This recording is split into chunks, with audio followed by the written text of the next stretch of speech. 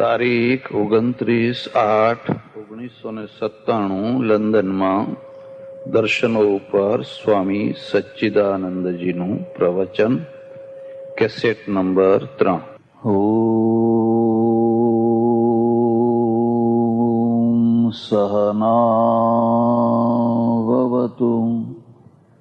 સહનૌ ભુનક્તુ સહ વીર્યં કરવાવહૈ તેજસ્વિનાવધીતમસ્તુ મા વિદ્વિષાવહૈ. ઓમ શાંતિ શાંતિ શાંતિ. સદ્ગુરુદેવ કી જય. નમઃ પાર્વતી પતે. હર હર મહાદેવ હર. દર્શનો ઉપર ત્રણેક દિવસથી ચર્ચા ચાલી રહી છે. દર્શન શબ્દનો સામાન્ય અર્થ થાય છે જોવું. ફિલસૂફી છે એનો સામાન્ય અર્થ થાય છે ચિંતન કરવું, વિચારવું. એવો વિચારવું, ચિંતન કરવું અને જોવું એ બંનેમાં થોડોક ફરક છે. ફરક એ છે કે તમે અહીં બેઠા બેઠા તાજમહાલનું ચિંતન કરી શકો, વિચાર કરી શકો, ન્યુયોર્કનો વિચાર કરી શકો, પણ તમે સાક્ષાત જઈને જુઓ અને એને અનુભવો, એ બંનેમાં અને વિચારવામાં મુદ્દાનો ભેદ હોય છે. એમ આપણા ત્યાં આ જે વિચારો છે એને દર્શન શબ્દ એટલા માટે આપવામાં આવ્યો છે કે આ બધું અનુભવેલું છે, જાતે અનુભવેલું છે. બીજી એક વાત છે કે જ્યાં વિચારોની સ્વતંત્રતા હોય, અને આ વિચારોની સ્વતંત્રતા ત્રિમુખી છે, લખવી હોય તો લખી લેજો. ધાર્મિક વિચારોની સ્વતંત્રતા, સામાજિક વિચારોની સ્વતંત્રતા અને રાજકીય વિચારોની સ્વતંત્રતા. ધાર્મિક, સામાજિક અને રાજકીય સ્વતંત્રતા એટલા અર્થમાં કે તમે ધર્મની બાબતમાં તમારા પોતાના વિચારો રાખી શકો છો.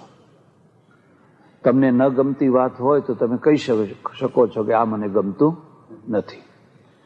એમ સામાજિક સ્વતંત્રતા છે તો સમાજની જે રીતિ રિવાજો હોય, જે રૂઢિઓ હોય, અને એ રીતિ રિવાજો તમને અનુકૂળ ના હોય, તમને ન ઠીક લાગતા હોય તો તમે કહી શકો કે ભાઈ આ રિવાજો બરાબર નથી. એવી જ રીતે રાજકીય વ્યવસ્થા હોય અને રાજકીય વ્યવસ્થામાં પણ તમે કહી શકો. અહીંયા એક કયો પાર્ક છે? હાઈડ પાર્ક છે. હવે એ શું છે એ તો તમે કહી શકો છો, તમને જે ઠીક લાગે એ તમે કહી શકો છો. તો જ્યાં આ પ્રકારની કહેવાની છૂટ હોય છે ને, ત્યાં વિસ્ફોટ નથી થતો. પ્રેશર છે, કુકર, પ્રેશર કુકર છે, એ અમુક માપથી વધારે અંદર સ્ટીમ ભરાય તો એને મુક્તિ મળવી જોઈએ. અને જો મુક્તિ ના આપો તો ભરાતું ભરાતું ભરાતું પેલું કુકર એકને એક દિવસ ફાટવાનું છે. એમ કમ્યુનિસ્ટો છે કે ધાર્મિક ક્ષેત્રના બીજા ચુસ્ત સંપ્રદાયો છે, જ્યાં બિલકુલ તમને તમારા વિચારો રાખવાની છૂટ ન હોય, એ જગ્યાએ વિસ્ફોટ થતા હોય છે. ભારતમાં જો વિસ્ફોટ ન થયો તો એનું એક મુખ્ય કારણ એ છે કે અહીંયા તમને બધી રીતે વિચાર કરવાની છૂટ છે. એટલે હદ સુધી કે તમે ગાળો આપી શકો છો, અને લોકોએ ગાળો આપી પણ છે. એટલે એ પ્રકારની છૂટ છે. તો એ રીતે જે ભારતમાં દર્શનોનો વિકાસ થયો, એ દર્શનોમાં 6 અવૈદિક દર્શન અને 6 વૈદિક દર્શન. વેદને પ્રમાણ માનીને ચાલનારા જે દર્શનો, એનું નામ છે વૈદિક દર્શન. અને વેદને પ્રમાણ ન માનીને શરૂઆતમાં માત્ર પોતાની પ્રતિભાથી અને પછી મૂળ પુરુષની ના વાક્યોથી. દાખલા તરીકે બૌદ્ધ દર્શનો છે એ લોકોએ કહ્યું કે ભાઈ અમને જે બુદ્ધિમાં ઠીક લાગશે એ અમે કહીશું, પણ પછી એ બુદ્ધને જ પ્રમાણ માનવા લાગ્યા. પછી તો એ બુદ્ધને જ તથાગત શું કહે છે, તથાગત શું કહે છે. આમ જુઓ તો તમે દરેક સંપ્રદાયોમાં, દરેક ચિંતકો વિચારોની પરંપરામાં અંતે તો કોઈને કોઈ એક મૂળ પુરુષ આવી જતો હોય છે. તમને ખબર હોય કે ન હોય, ભારતમાં છે ને અત્યારે રેશનાલિસ્ટો નું એક સંગઠન ચાલે છે, એટલે નાસ્તિકોનું. ગુજરાતમાં એની સારી પક્ષ છે, નાસ્તિકોનું છે. એ નાસ્તિકો છે એ વાત વાતમાં તમને એમ કે કાઉરામ કે છે, ડોક્ટર કાઉરામ કે છે, ડોક્ટર કાઉરામ કે છે. હવે ડોક્ટર કાઉર જે છે એ એમના માટે પ્રમાણભૂત વ્યક્તિ. મેં ઘણી વાર એમને કહ્યું, જો તમે ડોક્ટર કાઉરના આધારે નિર્ણય કરતા હોવ તો કોઈ ગીતાના આધારે કે કોઈ બાઇબલના આધારે નિર્ણય કરે તો તમે એને કેમ રોકી શકો? અંતે તો તમારી શ્રદ્ધા કાઉરમાં છે. એટલે ગીતા શું માને છે કે માણસ શ્રદ્ધા વિનાનો હોતો જ નથી. માણસ, દરેક માણસને કોઈને કોઈ પ્રકારથી શ્રદ્ધા મયોયમ પુરુષ યો યચ્છ્રદ્ધસ એવ સ.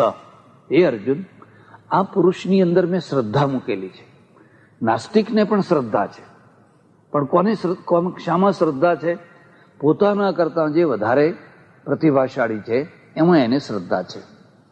એટલે આ બધા દર્શનો વૈદિક હોય કે અવૈદિક હોય, એ બધા દર્શનો કોઈને કોઈ મૂળ પુરુષને, કોઈને કોઈ મૂળ વ્યક્તિને માનીને ચાલતા રહ્યા છે.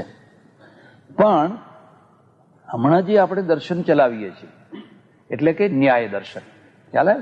હવે ન્યાય દર્શન છે એ બધા દર્શનોમાં, વૈદિક અવૈદિક જે હોય એ બારે બાર અથવા એથી પણ વધારે દર્શનોમાં એ બધાને વિચાર કરવાની એક પદ્ધતિ આપે છે.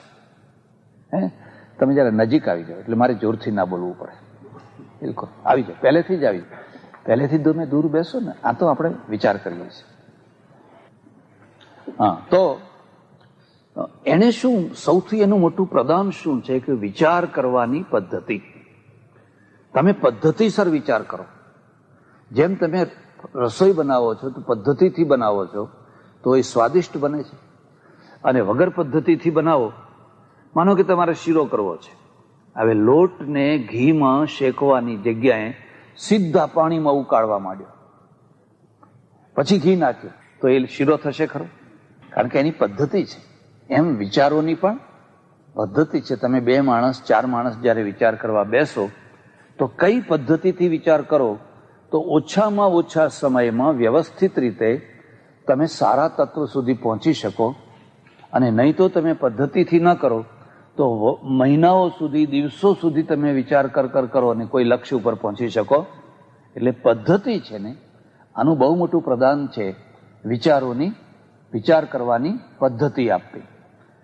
તો કાલે એમ કહેવામાં આવ્યું કે આ ન્યાયશાસ્ત્ર છે એને ઘણીવાર તો આપણા ત્યાં લોકો એમ કહે છે કે એ ભૌતિકવાદી છે. ભૌતિકવાદી છે. ખરેખર એ ભૌતિકવાદી છે ખરો, અને અધ્યાત્મવાદી પણ છે. એ કોરો અધ્યાત્મવાદી નથી, એમ કોરો ભૌતિકવાદી પણ નથી. એ ભૌતિકવાદનો વિચાર કરે છે અને પછી અધ્યાત્મવાદે પહોંચે છે. બહુ મહત્વનું છે. કણાદ એમ માને છે, એનું એક સૂત્ર લખવું હોય તો લખી લેજો. જે વૈશેષિક દર્શન છે ને, જેના પર આપણે વિચાર કરી રહ્યા છીએ, કણાદનું લખેલું છે. ને મેં તમને કહ્યું હતું કે કણાદ ગુજરાતી છે, પ્રભાસ પાટણના છે.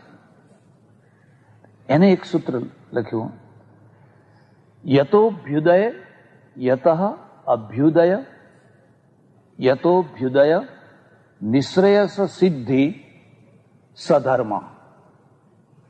સધર્મ ગુજરાતીમાં કહું, જેનાથી આલોકના અભ્યુદય એટલે આલોકની ઉન્નતિ થાય અને પરલોકની પણ સિદ્ધિ થાય, એ 2 કાર્યો એક સાથે થાય એનું નામ ધર્મ. બીજા લોકોએ શું કર્યું? પરલોક ઉપર જ મહત્વ આપ્યું. જેના એટલે સૂત્ર બોલવું કે ગુજરાતીમાં? જે કાર્યો કરવાથી, જેનાથી એટલે જે કાર્યો કરવાથી આલોકની સમૃદ્ધિ વધે, સુખી થાય માણસો, અને પરલોકની પણ સિદ્ધિ થાય, એ બે કાર્યો જેનાથી થાય એનું નામ છે ધર્મ. યતોભ્યુદય, અભ્યુદય એટલે લોકોનું કલ્યાણ. તમને સારું પાણી મળે, સારું ખાવાનું મળે, સારું મકાન મળે, સારા વાહનો મળે, તમે સ્વતંત્રતાથી રહી શકો, તમારા ઘરમાં પૈસો હોય, આરોગ્ય સારું હોય, એટલે આ બધું જેનાથી મળે એનું નામ અભ્યુદય. અને નિશ્રેયસ એટલે પરલોક, મોક્ષ, જેનાથી પરલોકની પણ સિદ્ધિ થાય, એ બે કામો એક સાથે થાય એનું નામ છે ધર્મ. આ એક એવો ઋષિ છે જેને આ લોકને મહત્વ આપ્યું. એટલે અમે જયારે સુઈગામમાં થોડું દુષ્કાળ રાહતનું કાર્ય કરેલું તો મેં એ કેન્દ્રનું નામ મહર્ષિ કણાદ દુષ્કાળ કેન્દ્ર એવું આપેલું. મેં કહ્યું આ કણાદને લોકો ભૂલી ગયા. કેવી વિચિત્ર વાત છે. ગુજરાતનો માણસ છે અને બધા દર્શનોમાં એની એક જુદી ભાત છે, અને છતાં ગુજરાતીઓ એને જાણતા નથી. એને જણાવવા માટે અત્યારે ગુરુકુળ ચાલે છે, એનું નામ પણ મહર્ષિ કણાદ ગુરુકુલ એવું રાખેલું છે. એટલે પછી તો ઘણા લોકોની જિજ્ઞાસા થઈ, ભાઈ આ કણાદ કોણ છે, આ કણાદ કોણ છે. મેં કોઈ એ જિજ્ઞાસા કરવા માટે જ મેં આ નામ રાખેલું છે. એટલે એ છે ભૌતિકવાદી પણ છે અને અધ્યાત્મવાદી પણ એનું અધ્યાત્મવાદ ભૂખે રહેનો અધ્યાત્મવાદ નથી. બધા સુદામા થાય, મંજીરા વગાડે, ભૂખે રહે એવો અધ્યાત્મ. એ કે છે પહેલા આપણે આ લોકની ઉન્નતિ કરીએ. હવે જો તમારે આ લોકની ઉન્નતિ કરવી હોય તો આ લોકના જે મૂળભૂત પદાર્થો છે એનું પૃથક્કરણ તમારે કરવું જોઈએ. એટલે એણે જે શરૂઆત કરી એ સપ્ત પદાર્થા, દ્રવ્ય, ગુણ, કર્મ, સામાન્ય, વિશેષ, સમવાય, અભાવ. કાલ લખાવ્યા હતા ને, કાલે તમે લખ્યા હતા ને, તો એનું એમ કહેવું છે કે મૂળમાં આ બ્રહ્માંડના જે રચના થઈ છે એના 7 પદાર્થોથી થઈ છે. આમ તો ખરેખર તો એક જ પદાર્થ મુખ્ય છે, દ્રવ્ય. ગુણ, કર્મ, સામાન્ય, વિશેષ, સમવાય, અભાવ એ બહુ મહત્વના નથી, પણ દાર્શનિક રીતે એને કયા છે. હવે જે આ જે 7 પદાર્થો છે એમાં જે પહેલો દ્રવ્ય પદાર્થ છે તો એ દ્રવ્યના 9 ભેદ છે. તમારે લખવા હોય તો લખી દીધું. પૃથ્વી, જળ, અગ્નિ, વાયુ, આકાશ, કાલ, દિશા, આત્મા, મન.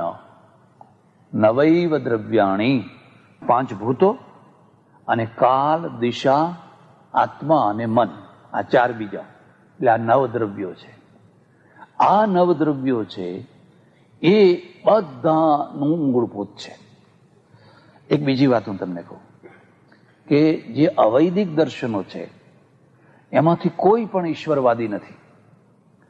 ખરેખર તો આખી દુનિયામાં સૌથી મોટામાં મોટો અનિશ્વરવાદ ભારતમાં થયો છે. કારણ કે ક્રિશ્ચિયનો ઈશ્વરવાદી છે, મુસ્લિમો તો ચુસ્ત ઈશ્વરવાદી છે. હવે આ 2 મોટા ધર્મો આખી દુનિયામાં ફેલાયેલા છે. એટલે અનિશ્વરવાદ તો ક્યાં રહ્યો ધાર્મિક રીતે? તો સૌથી મોટામાં મોટો અનિશ્વરવાદ છે એ ભારતમાં. કારણ કે આ અવૈદિક દર્શનો એ બધા કહે છે કે કોઈ રચનારો છે જ નહીં. આ કોઈ બ્રહ્માંડને રચનારો, કોઈ કરતા, કોઈ પરમેશ્વર છે જ નહીં. તો એના સામે સૌથી વધુમાં વધુ ટક્કર લેનારો કોઈ હોય તો આ નૈયાયિક છે. કારણ કે 6 જે વૈદિક દર્શનો છે એમાં સાંખ્ય દર્શન છે એ પાછું અનિશ્વરવાદી છે. મીમાંસા એ લગભગ અનિશ્વરવાદી છે. અને જે વેદાંતી છે એ કેવો છે? ઢુલમુલ છે. એટલે મક્કમ નથી. એની ચર્ચા આવશે ત્યારે વાત કહીશ. મક્કમ અને દ્રઢ જે ઈશ્વરવાદ છે એ આ નૈયાયિકોનો છે. એ તો ઈશ્વરને માને છે. એટલું જ નહીં, પણ બૌદ્ધોના સામે સૌથી વધુમાં વધુ કોઈ ઝઝુમ્યા હોય તો આ નૈયાયિકો ઝઝુમ્યા છે. આપણે ઘણીવાર ગેરસમજથી એમ કહીએ છીએ કે શંકરાચાર્ય છે એ બૌદ્ધોને પરાસ્ત કર્યા અને બૌદ્ધોને હરાવ્યા.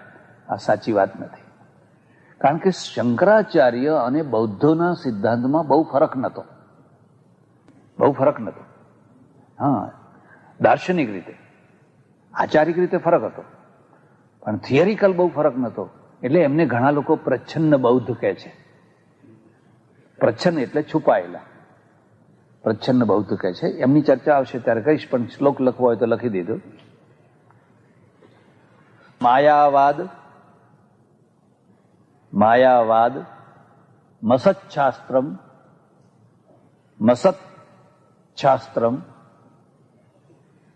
મય્યૈવ કથિતમ દેવી માયાવાદ મસચ્છાસ્ત્રમ પ્રચ્છન્ન બૌદ્ધ મુચ્યતે પ્રચ્છન્ન બૌદ્ધ ઉચ્યતે મય્યૈવ કથિતમ દેવી કલૌ બ્રાહ્મણ રૂપિણા.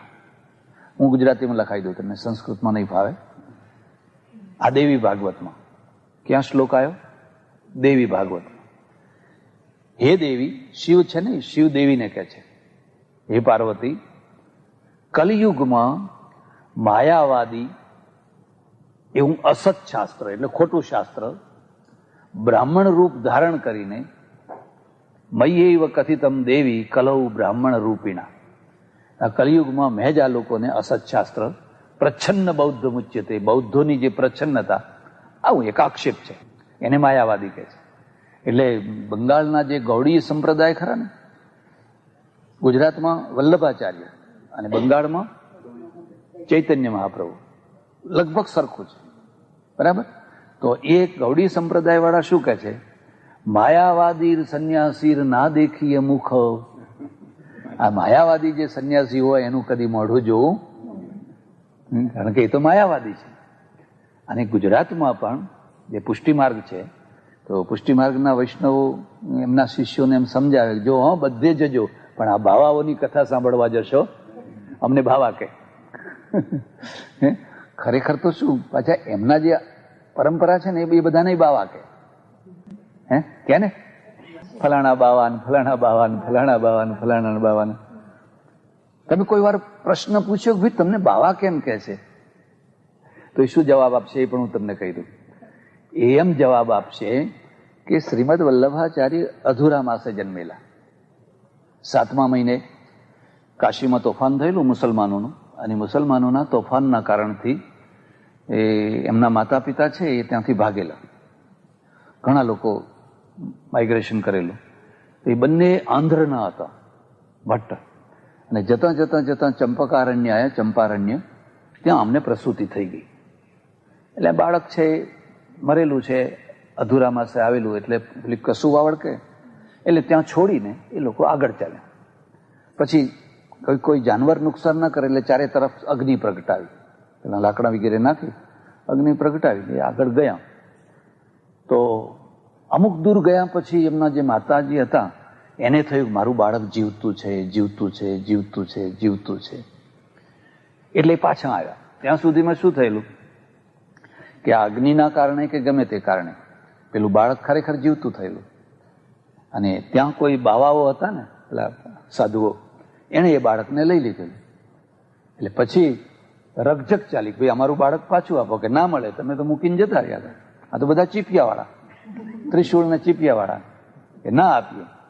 તો પછી કહ્યું કે ભાઈ એક શરતે આપીએ કે આ છોકરાના જેટલા છોકરા થાય એ બધાને તમે બાવા બાવા કરો તો આપીએ. એના જેટલા છોકરા થાય એટલે એના આગળ ફલાણા બાવા, ફલાણા બાવા, ફલાણા બાવા, ફલાણા બાવા. ઘણી કિંવદંતીઓ હોય છે. ખરેખર આવું થયેલું નહીં હો, પણ લોકો બધું કંઈક ને કંઈક જોડી કાઢે. હું તમને આમનો જ દાખલો આપું. આ જે ગૌતમ અને કણાદ છે, એમાં કણાદ છે એને અવલુક્ય દર્શન પણ કહે છે. અવલુક્ય એટલે ઉલુક, ઉલુક એટલે ઘુવડ, ઉલુક એટલે ઘુવડ. ઘુવડ દર્શન કેમ નામ પાડ્યું? તો કે એમના પિતાનું નામ કંઈ ઉલુક હતું, અને ઉલુક ઋષિના એ પુત્ર હતા, એટલે એમના દર્શનનું નામ પાડ્યું અવલુક્ય. પણ આ જે ગૌતમ છે એ ગૌતમ ઋષિનું બીજું નામ છે અક્ષપાદ. લખી લેજો, અક્ષપાદ. અક્ષપાદ નામ કેમ પાડ્યું? તો કે છે વ્યાસજીને ને એમને બેયને અણબનાવ થઈ ગયેલો. હવે વ્યાસજીનું દર્શન જુદું છે, એ આવશે ત્યારે કહીશ. અને આ અક્ષપાદ ગૌતમનું દર્શન જુદું છે. એટલે વ્યાસજીને અને આ ગૌતમને અણબનાવ થઈ ગયેલો. એટલે એમણે નક્કી કરેલું મારે વ્યાસનું મોઢું જોવું નથી. વ્યાસનું મોઢું જોવું નથી તો પછી તમે ચાલશો કેવી રીતે? એટલે એ આ આંખો છે ને એટલી નીચી કરીને રાખતા કે પેલું મોઢું ના જોવાઈ જાય. આમાંથી એક બીજી વાત પણ ગ્રહણ કરજો, મોટા મોટા પુરુષોને પણ રાગ દ્વેષ, ભલે ગમે એટલા મોટા હોય પણ થોડી ઘણી તો અંદર અંદર.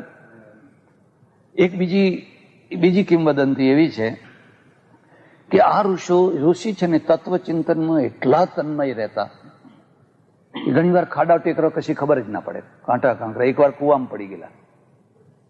અને આ દર્શન છે જ એવું. તમે જો આ દર્શનમાં ઊંડાણમાં ઉતરો ને તમારું મગજ હંમેશા એમાં જ ફર્યા કરે. હું કાશી રહેતો ત્યારે અમારે એક શાશ્વતાનંદજી હતા. શાશ્વતાનંદજી નૈયાયિક હતા, ન્યાય દર્શનના જ પંડિત, બહુ સારા વિદ્વાન. તે ઘણી વાર એમને ખબર જ ન પડે કે હું ક્યાં ગયો હતો, શું કરવા ગયો હતો. માનો કે સવારે સ્નાન કરીને આવ્યા હોય, 5-10 મિનિટ થાય એટલે ફરી પાછા નાવા નીકળે. એટલે પૂછે કે અરે તમે તો હમણાં જ નહીને ગયા. અચ્છા મેને ના લિયા. પાછા જઈને કપડું મૂકી દે.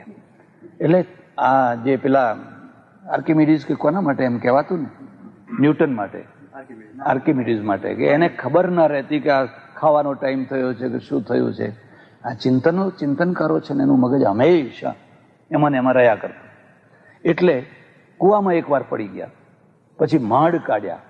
પરમેશ્વર પ્રસન્ન થઈને કહ્યું કે ભાઈ તારું મગજ હંમેશા ચિંતનમાં રહે છે, એટલે વધારાની આંખો હું તારા પગમાં લગાડી આપું છું. એટલે તું તારું ચિંતન કરજે. પગ છે ને એ આંખો, એટલે એનું નામ પડ્યું અક્ષપાદ. આ શું, આને કિંવદંતી કહેવાય. આ કોઈ ઇતિહાસ ના હોય પણ લોકો કઈ ને કઈ આવી રીતે વાતો જોડી ચાલે. પણ મૂળ ભાવ એટલો કે આ માણસ એટલો ચિંતક હતો, એટલો વિચારક હતો કે જ્યારે જુઓ ત્યારે એનું મગજ વિચારમાં ને વિચારમાં રહ્યા કરતું. એટલે આમણે ભૌતિક શાસ્ત્ર, જેને ભૌતિકતા કહેવાય, એ ભૌતિકતા અને આધ્યાત્મિકતા એ બેયનો મેળ કરવાનો પ્રયત્ન કર્યો. તો એમનું શું કહેવું છે કે નવૈવ દ્રવ્યાણી, આ દ્રવ્યો, મૂળ દ્રવ્યો 9 છે. એમાં પૃથ્વી છે, જળ છે, વાયુ, અગ્નિ છે, વાયુ છે, આકાશ છે. એ 5 મહાભૂત થયા. એ 5 મહાભૂતમાં 4 સાવયવ છે અને 1 નિરવયવ છે. જરા લખી લેજો આ શબ્દ, સાવયવ અને નિરવયવ. સાવયવ એટલે શું? તો જેના પાર્ટ થાય, જેના અવયવ થાય, જેના અવયવ હોય એને સાવયવ કહેવાય. અને જેના અવયવ ન હોય એને નિરવયવ કહેવાય. દાખલા તરીકે માનો કે આ ઘડિયાળ છે, તો આ ઘડિયાળના અવયવ છે કે નહીં? તો છે. આ જોડ્યું, આ મેળવ્યું એમ કરીને બધું ઘણું આપણે સ્પેર પાર્ટ ભેગા કરીએ ને તો આખી ગાડી તૈયાર થાય, આખું પ્લેન તૈયાર થાય. પછી એ સ્પેર પાર્ટને કાઢી નાખો એટલે શું થાય? ગાડી વિશીર્ણ થઈ જાય. એમ આમનું કહેવું છે કે આ 5 જે ભૂતો છે એમાં 4 ભૂતો છે એના અવયવો છે, અને એ અવયવો પરમાણુ છે. એ પરમાણુ જ્યારે જોડાય છે ત્યારે સૃષ્ટિની રચના થાય છે, અને પરમાણુઓ જ્યારે જુદા પડવા લાગે છે એટલે પ્રલય થાય છે, એટલે વિશીર્ણ થાય છે. આ મુદ્દો એનો છે. પણ આકાશ છે ને, આકાશનો અવયવ નથી. આકાશ નિરવયવ છે. કાલ નિરવયવ છે. કાલ વિશે લખી દઉં. કાળ એ કહે છે કાળ એક દ્રવ્ય છે અને એ એક જ છે. ત્યારે આ પૂર્વ, પશ્ચિમ, ઉત્તર, દક્ષિણ એ જે કહીએ છીએ એ શું છે? એ ઉપાધિ છે, સાપેક્ષ છે. એ સાચી વાત ખ્યાલ આવે છે? કાલ તો એક જ છે, પણ જે પૂર્વ દિશા, પશ્ચિમ દિશા પણ એક જ છે અને કાલ પણ એક જ છે. પણ કાલ જે છે એને આપણે સાપેક્ષ રીતે વર્તમાન, ભવિષ્ય, ભૂત એમ કહીએ છીએ. અત્યારે કયો કાળ છે? પણ જોતામાં એ ભૂત થઈ ગયો. એને એ જ પહેલા ભવિષ્ય હતો. આપણે બોલ્યા એના 1 સેકન્ડ, 1 ક્ષણ પહેલા એ ભવિષ્ય હતો. તો એક નાનામાં નાનો પોઈન્ટ કરો, એ કાળ છે. અને એ કાળ કોઈની અપેક્ષાએ વર્તમાન છે, કોઈની અપેક્ષાએ ભૂત છે, કોઈની અપેક્ષાએ ભવિષ્ય છે.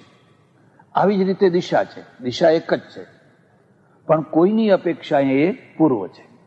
હવે માનો કે તમે કઈ દિશામાં બેઠા છો, તો મારી દિશાએ તમે, મારી અપેક્ષાએ પૂર્વમાં બેઠા છો, પંડ્યાજીની અપેક્ષાએ પશ્ચિમમાં બેઠા છો, એમની અપેક્ષાએ ઉત્તરમાં બેઠા છો, અને આ દિવાલની અપેક્ષાએ. એટલે તમે એકના એક અત્યારે ચારે દિશાઓમાં બેઠા છો, આઠે દિશાઓમાં બેઠા છો. એટલે દિશાઓ છે એ પણ એક જ છે, પણ સાપેક્ષ રીતે. એને શું કહેવાય? વ્યવહારિક સત્ય કહેવાય. નોંધ કરજો, કારણ કે વ્યવહાર કરવો હોય એટલે તમારે દિશાનો પ્રયોગ કરવો પડે.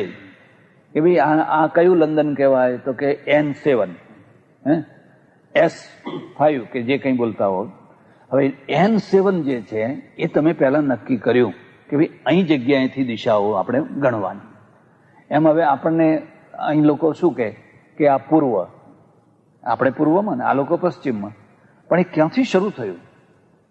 ક્યાંથી શરૂ? આ તો નિર્ણય આમને કર્યો ને, એટલે આપણને કહી દીધું કે આ પૂર્વના, આ બધા પશ્ચિમના, અને આ બધા ફલાણા પૂર્વના, ફલાણા પૂર્વના.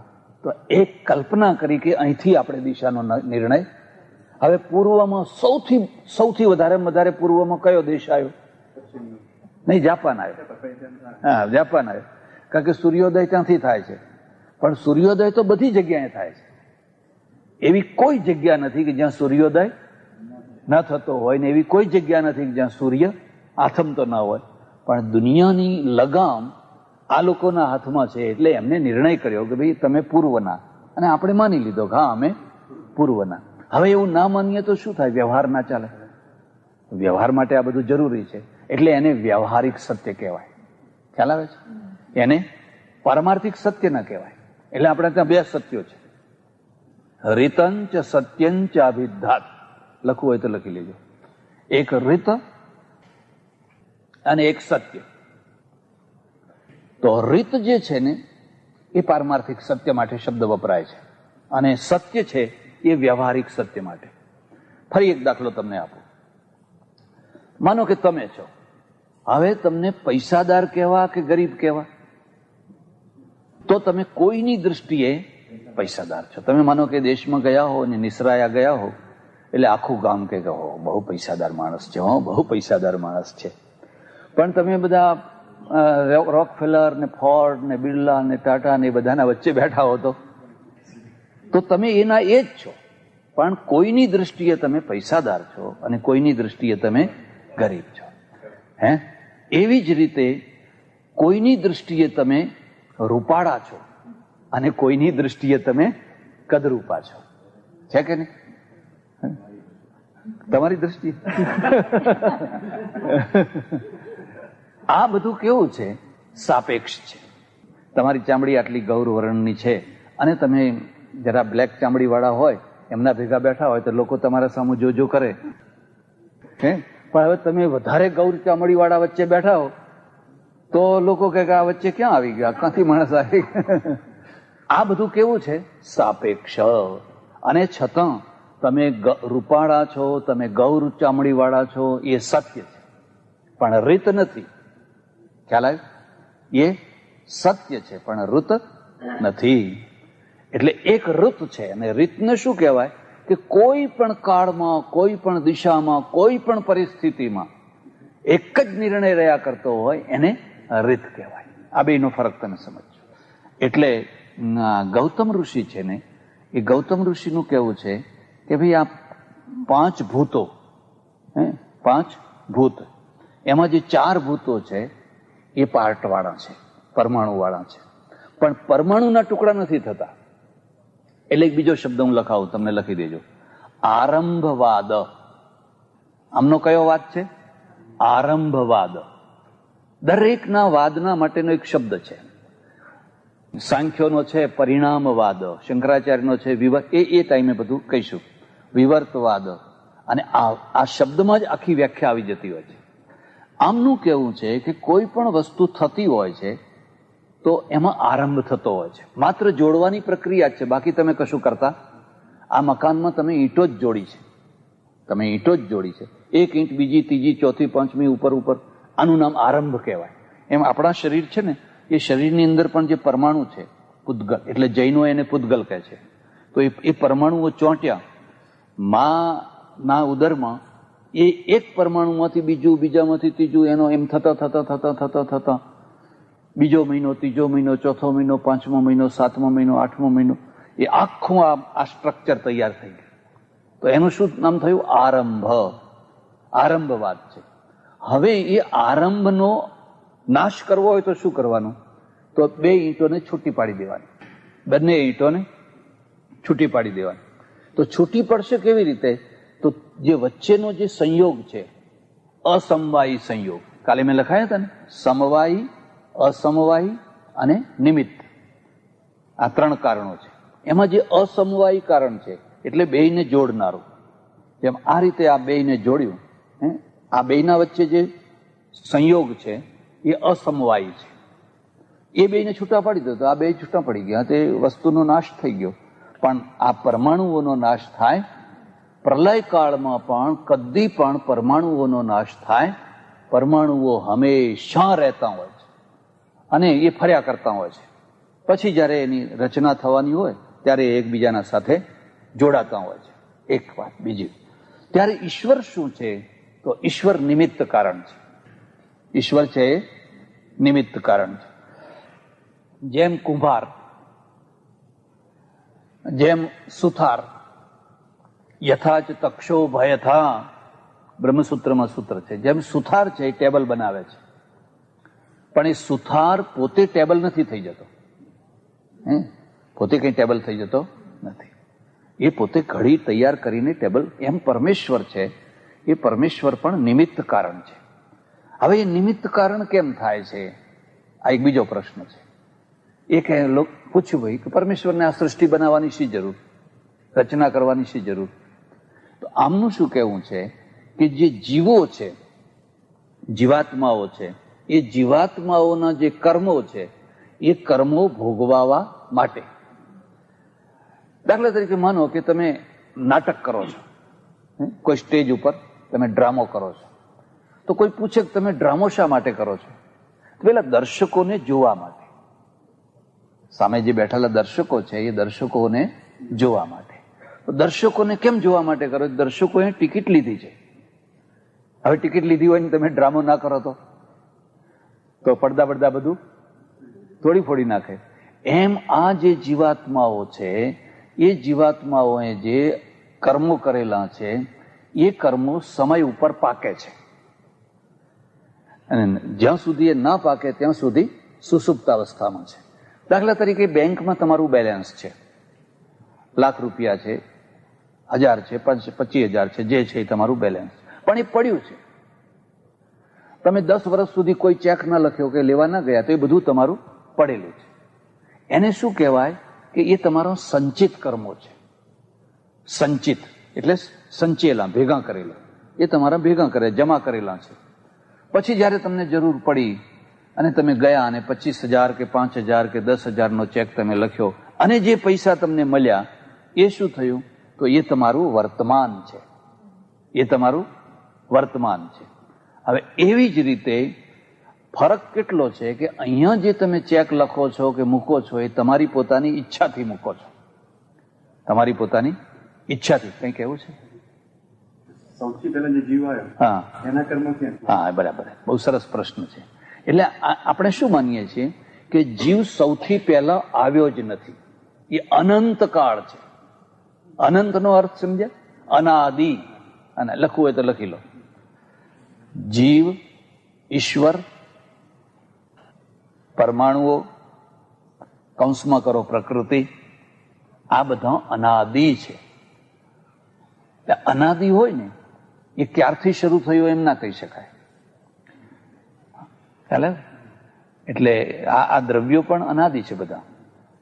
તો પણ અનાદિના બે રૂપ મેં એક દિવસ કહ્યું તો ફરી કહી દઉં છું, રિપીટ કરું છું. એક સ્વરૂપથી અનાદિ, એક પ્રવાહથી અનાદિ. ખ્યાલ? ઈશ્વર, જીવાત્મા સ્વરૂપથી અનાદિ, કર્મો પ્રવાહથી અનાદિ. પ્રવાહનો અર્થ સમજ્યા? જેમ પેલી ગંગા છે, ગંગાનો પ્રવાહ ચાલે છે ને, તો તમે ડૂબકી મારીને નાહ્યા અને બીજા દિવસે પાછા નાહવા આવ્યા, ત્યારે કાલે આ ગંગામાં નાહ્યા તમે, તો ખરેખર કાલની ગંગા તો આગળ નીકળી ગઈ. છતાં અહીંયા ગંગા છે, તો એ ગંગાનું જે સાતત્ય છે એ પ્રવાહથી છે, સ્વરૂપથી નથી.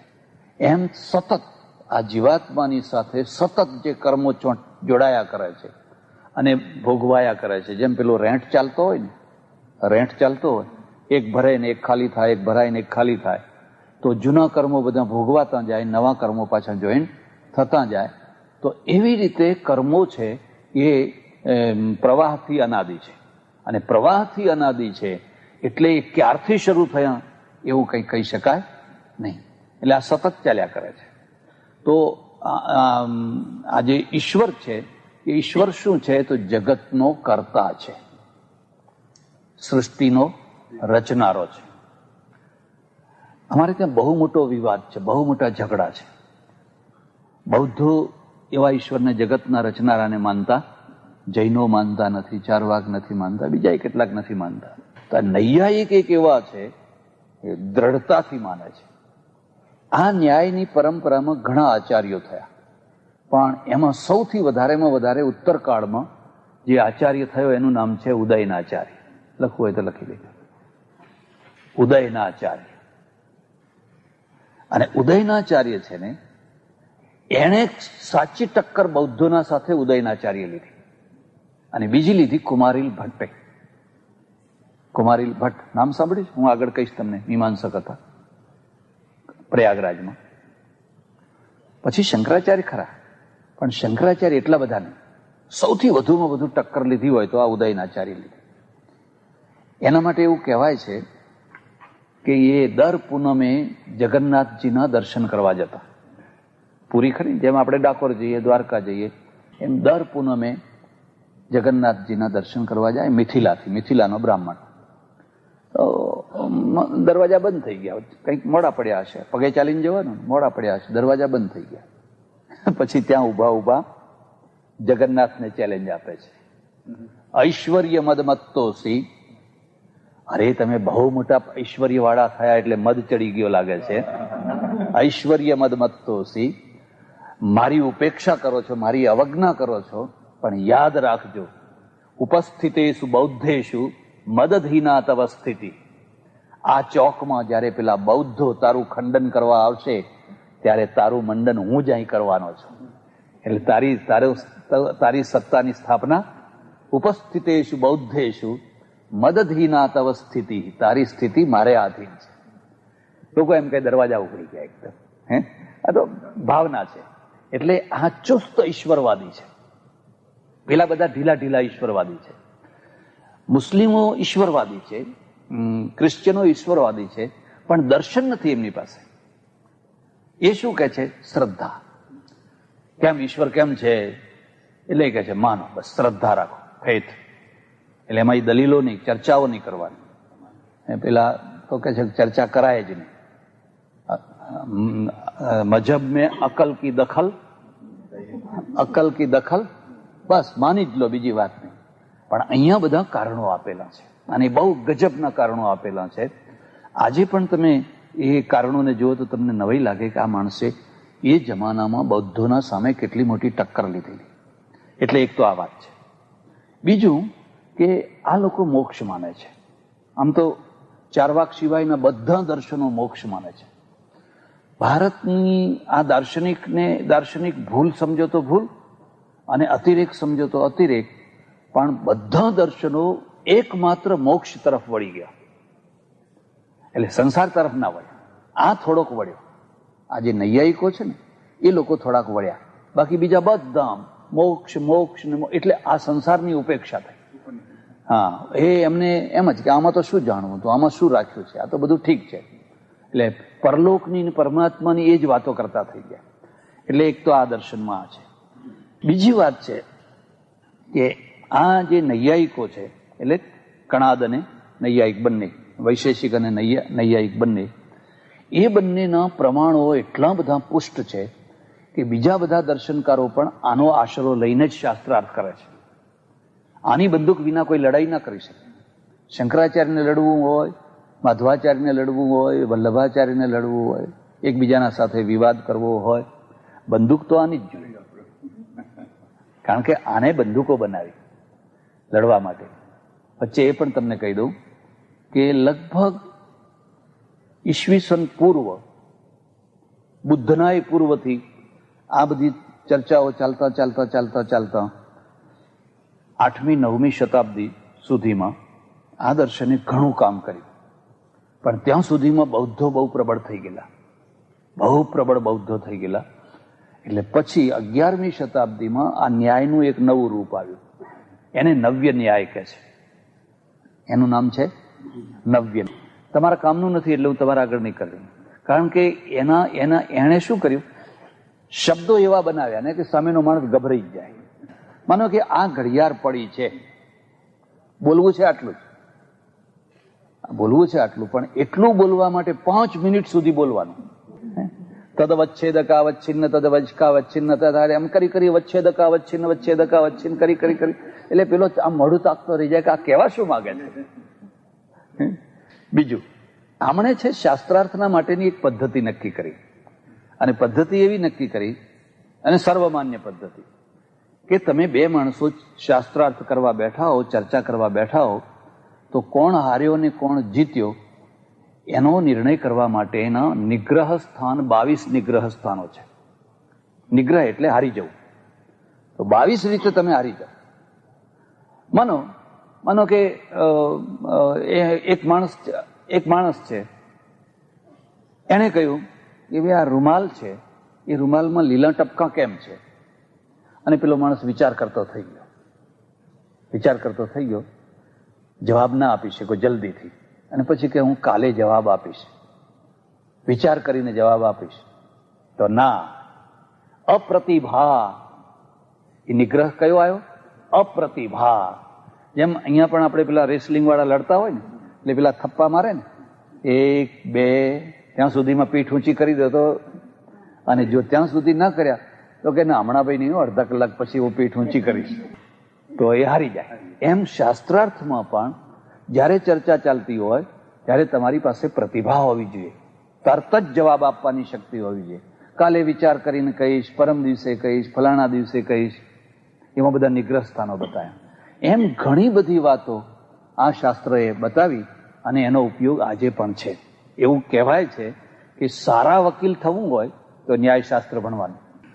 જો તમારે સારામાં સારા વકીલ થવું હોય, કારણ કે આમાં દલીલો કરવાનું શીખવાડાય છે, કે દલીલો કેવી રીતે કરાય અને દલીલો કેવી રીતે કપાય, સામેના માણસની દલીલો કેવી રીતે કપાય, એ રીતસરની આમાં ટ્રેનિંગ આપવામાં આવે છે. એના હેતુ, હેત્વાભાસો, તર્કો કેવી રીતે એ બધું થઈ શકે.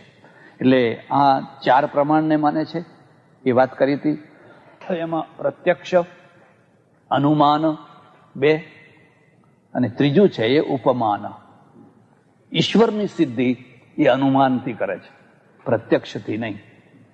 કોઈ એમ પૂછે ઈશ્વર હોય તો બતાવો, તો કોઈને બતાવી શકાય? પણ ઈશ્વરની સિદ્ધિ કેવી રીતે થાય છે? તો કે છે અનુમાનથી. એ અનુમાનથી કેવી રીતે? તો લખવું હોય તો લખો. જગત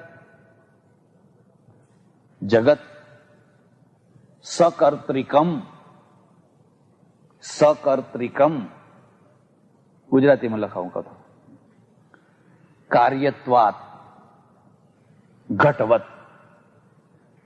ખ્યાલ આવે? પછી ગુજરાતીમાં કહું, નીચે લખો વ્યાપ્તિ. યદ્યદ કાર્યમ તત્તત સકર્તૃકમ. થોડું અઘરું પડશે, પણ તમે જરા ધ્યાન આપશો તો તમને ખ્યાલ આવશે. આ લોકો શું કહે છે કે જ્યારે પણ તમારે કોઈ યુક્તિ તર્ક કરવો હોય તો આ પંચાવયવ વાક્ય કરવાનું. તો જગત છે એ તમારો પક્ષ છે. હું તમને પહેલા લૌકિક દ્રષ્ટાંત આપું એટલે તમને ખ્યાલ આવશે. પર્વતો વન્યમાન. એક પર્વત તમને દેખાય છે ને એમાં ધુમાડો દેખાય છે. ધુમાડો દેખાય છે પણ અગ્નિ દેખાતો, તમે બહુ દૂર છો એટલે, પણ તમે શું અનુમાન કરો છો કે આ પર્વત અગ્નિવાળો છે. પર્વતો વન્યમાન. ભાઈ અગ્નિ તો દેખાતો નથી, એટલે તમે હેતુ આપો છો ધૂમાત. જો પેલો ધુમાડો તો દેખાય છે ને, ધૂમાત, ધુમાડો છે એટલે એટલે હવે ધુમાડો હોય ત્યાં અગ્નિ હોય એટલે વ્યાપ્તિ બનાવી. યત્ર યત્ર ધુમસ તત્ર તત્ર વહ્નિ. જ્યાં ધુમાડો હોય ત્યાં અગ્નિ હોય જ. ઉદાહરણ આપો. યથા મહાનસમ. મહાનસમ એટલે રસોડું. એટલે આજનું રસોડું તો પણ છતાંય વ્યાપ્તિ ખોટી નથી. આ જો એમ કે જ્યાં જ્યાં અગ્નિ હોય ત્યાં ત્યાં ધુમાડો હોય તો એ ખોટી વ્યાપ્તિ થાય. કારણ કે ધુમાડા વિના પણ અગ્નિ એ સમયમાં જ કહ્યું. યથા અયો ગોલક. તપાવેલો લોઢાનો પિંડ છે, અય એટલે લોખંડ, તો અહીંયા અગ્નિ છે, આ બલ્બમાં અગ્નિ છે, પણ ધુમાડો. એટલે અમે એવી વ્યાપ્તિ નથી કરતા કે જ્યાં અગ્નિ હોય ત્યાં ધુમાડો હોય, એવી વ્યાપ્તિ નથી કરતા. અમે શું વ્યાપ્તિ કરીએ છીએ કે જ્યાં ધુમાડો હોય ત્યાં અગ્નિ હોય જ. આ અનુમાન થયું. અને એ અનુમાન મિલિટરી વાળાને એકવાર તો બધી ટ્રેનિંગ આપવી પડે, બંદૂક કેવી રીતે ચલાવી, પછી એને લડવા માટે લઈ જવાના. એમ તમને પર્વતો વહ્નિમાન એ બધું તમને બરાબર થઈ ગયું. ચાલો હવે અહીં મૂળમાં આપણા સિદ્ધાંત ઉપર આવો. એટલે કહે છે જગત સકર્તૃકમ. આ જગત છે એ કોઈને કોઈ કર્તાથી બનેલું છે. તો કહે છે કેમ? તો કાર્યત્વાત, અથવા બીજો હેતુ. ત્વાત આવે ને એ હેતુ છે. બીજો હેતુ લખો સાવયવત્વાત. અવયવ વાળું હોવાથી. અવયવ વાળું હોવાથી. ઘટાદિવત. ઘટ છે એ ઘટ કોઈને કોઈ કર્તાના દ્વારા બનેલો છે ને. ઘડો કોઈને કોઈના દ્વારા બનેલો છે. તો જેવી રીતે ઘડો કોઈના દ્વારા બનેલો છે, ભલે આપણે કુંભારને ના જોતા હોઈએ, કુંભાર મરી ગયો હોય, કુંભાર દેખાતો ના હોય, પણ આપણે એટલું તો સમજીએ છીએ કે આ ઘડો કોઈને કોઈ વ્યક્તિના દ્વારા બનેલો છે, અવયવ છે અને સકર્તૃક છે. તો એવી રીતે આ વિશ્વ ભલે પરમેશ્વરના દેખાતો હોય પણ કોઈના ને કોઈના દ્વારા વિશ્વ બનાવેલું છે. ત્યાં બર્ટન રસેલ થયો, બહુ મોટો સારો દાર્શનિક પણ નાસ્તિક. એનું શું કહેવું છે કે ભાઈ આ જો જગત પરમેશ્વરના દ્વારા બનેલું હોય તો પરમેશ્વરને કોને બનાવ્યો? પરમેશ્વરને કોને બનાવ્યો? તો કે પરમેશ્વરને ફલાણે બનાવ્યો. તો પછી એને કોને બનાવ્યો? એટલે તમારે લખવું હોય તો લખી લેજો. નૈયાયિકોએ 4 દોષો, વિચાર કરવાના 4 દોષો બતાવ્યા છે. પહેલો દોષ છે અન્યોન્યાશ્રય. અન્યોન્યાશ્રય. બીજો દોષ છે ચક્રક. ત્રીજો દોષ છે અનવસ્થા. ચોથો દોષ મને યાદ નથી આવતો, પછી યાદ આવશે તો હું તમને કહીશ. તમે જયારે વિચાર કરો છો ત્યારે તમે એમ કહ્યું કે ભાઈ આ રૂમાલ છે એ કોના ઉપર રૂમાલ છે? તમે કહ્યું કે સ્ટૂલ ઉપર છે, બરાબર. હવે કોઈએ પૂછ્યું કે આ સ્ટૂલ કોના ઉપર છે? તો કે રૂમાલ ઉપર. આવું બને? એટલે એને શું દોષ કહેવાય? અન્યોન્યાશ્રય. આવું કદી બની શકે? તમે વિચાર કરવામાં જ ભૂલ કરી રહ્યા છો. આમાં અન્યોન્યાશ્રય દોષ છે. આ રૂમાલ સ્ટૂલ ઉપર છે એ વાત તો સાચી છે, પણ આ સ્ટૂલ કઈ રૂમાલ ઉપર હોય એને અન્યોન્યાશ્રય કહેવાય. બીજો દોષ છે ને ચક્રક છે. ચક્રકમાં થોડો એક પોઈન્ટ વધારી દેવાનો. તો આ રૂમાલ કોના ઉપર છે? તો સ્ટૂલ ઉપર. અને સ્ટૂલ કોના ઉપર છે? તો કાર્પેટ ઉપર. અને કાર્પેટ કોના ઉપર છે? તો રૂમાલ ઉપર. એટલે ફરી કાર્પેટ પાછું રૂમાલ ઉપર આવી શકે? એને ચક્રક દોષ કહેવાય. અહીંયા જે દોષ ખાસ બતાવવાનો છે એ છે અનવસ્થા. અનવસ્થા એટલે શું? કે ભાઈ તમારા પિતાનું નામ શું? ફલાણું. એના પિતાનું નામ શું? ફલાણું. એના પિતાનું નામ શું? ફલાણું. એના પિતાનું નામ શું? ફલાણું. હવે તમે કહેતા કહેતા કહેતા કહેતા ક્યાં સુધી જશો? એટલે આપણે શું કહીએ? બધાના પિતાનું નામ છે પરમાત્મા. મૂળમાં એક જગ્યાએ તો અટકવું જ પડે ને. બધાના પિતાનું નામ છે પરમાત્મા. હવે પરમાત્માના પિતાનું નામ શું છે? તો પરમાત્માના પિતાનું નામ જો પાછા બતાવીએ તો શું કયો દોષ આવે? અનવસ્થા. એટલે ઇન્ફિનિટી. તમે અનલિમિટ એમ બોલ બોલ બોલ બોલ કરો તો કોઈ દાડો એનો છેડો જ ના આવે. એટલે આપણે શું કહીએ છીએ કે પરમાત્માને કોઈ પિતા એ સ્વયંભૂ છે. જેમ આપણે જ્યોતિર્લિંગ માનીએ ને એ સ્વયં. આ ગાર્ગીના પ્રશ્નોમાં આ જ ચર્ચા છે એ બ્રહ્મ શામાંથી થયું? બ્રહ્મ તો સ્વયંભૂ છે. થોડી વચ્ચે હસવાની વાત કહું, ઘટેલી વાત કહું. આપણે ત્યાં જે વોરા કોમ્યુનિટી છે ને, લોટિયા વોરા, એ બહુ બહુ મજાક કરનારા હોય, બહુ ગમ્મત કરનારા હોય. એટલે ઘણી વાર ભેગા થાય ને તો આડી અવળી ગમ્મતની વાતો કરે. એવા બિચારા એક પંડિત, સામાન્ય પંડિત, અને એ પંડિતને કહ્યું કે આ તમારું આ જગત છે, આ વિશ્વ છે, આ પૃથ્વી છે, એ કોના આધારે ટકેલી છે? એટલે પેલા એ કહ્યું કે ભાઈ એ તો શેષનાગના માથા ઉપર છે. આપણે એમ જ કહીએ છીએ શેષનાગના માથા ઉપર. પણ તો શેષનાગ કોના ઉપર છે? એટલે આપણે શું માનીએ છીએ? તમારે લખવું હોય તો લખી લેજો. અતલ, અતલ, એક અતલ, બે વિતલ,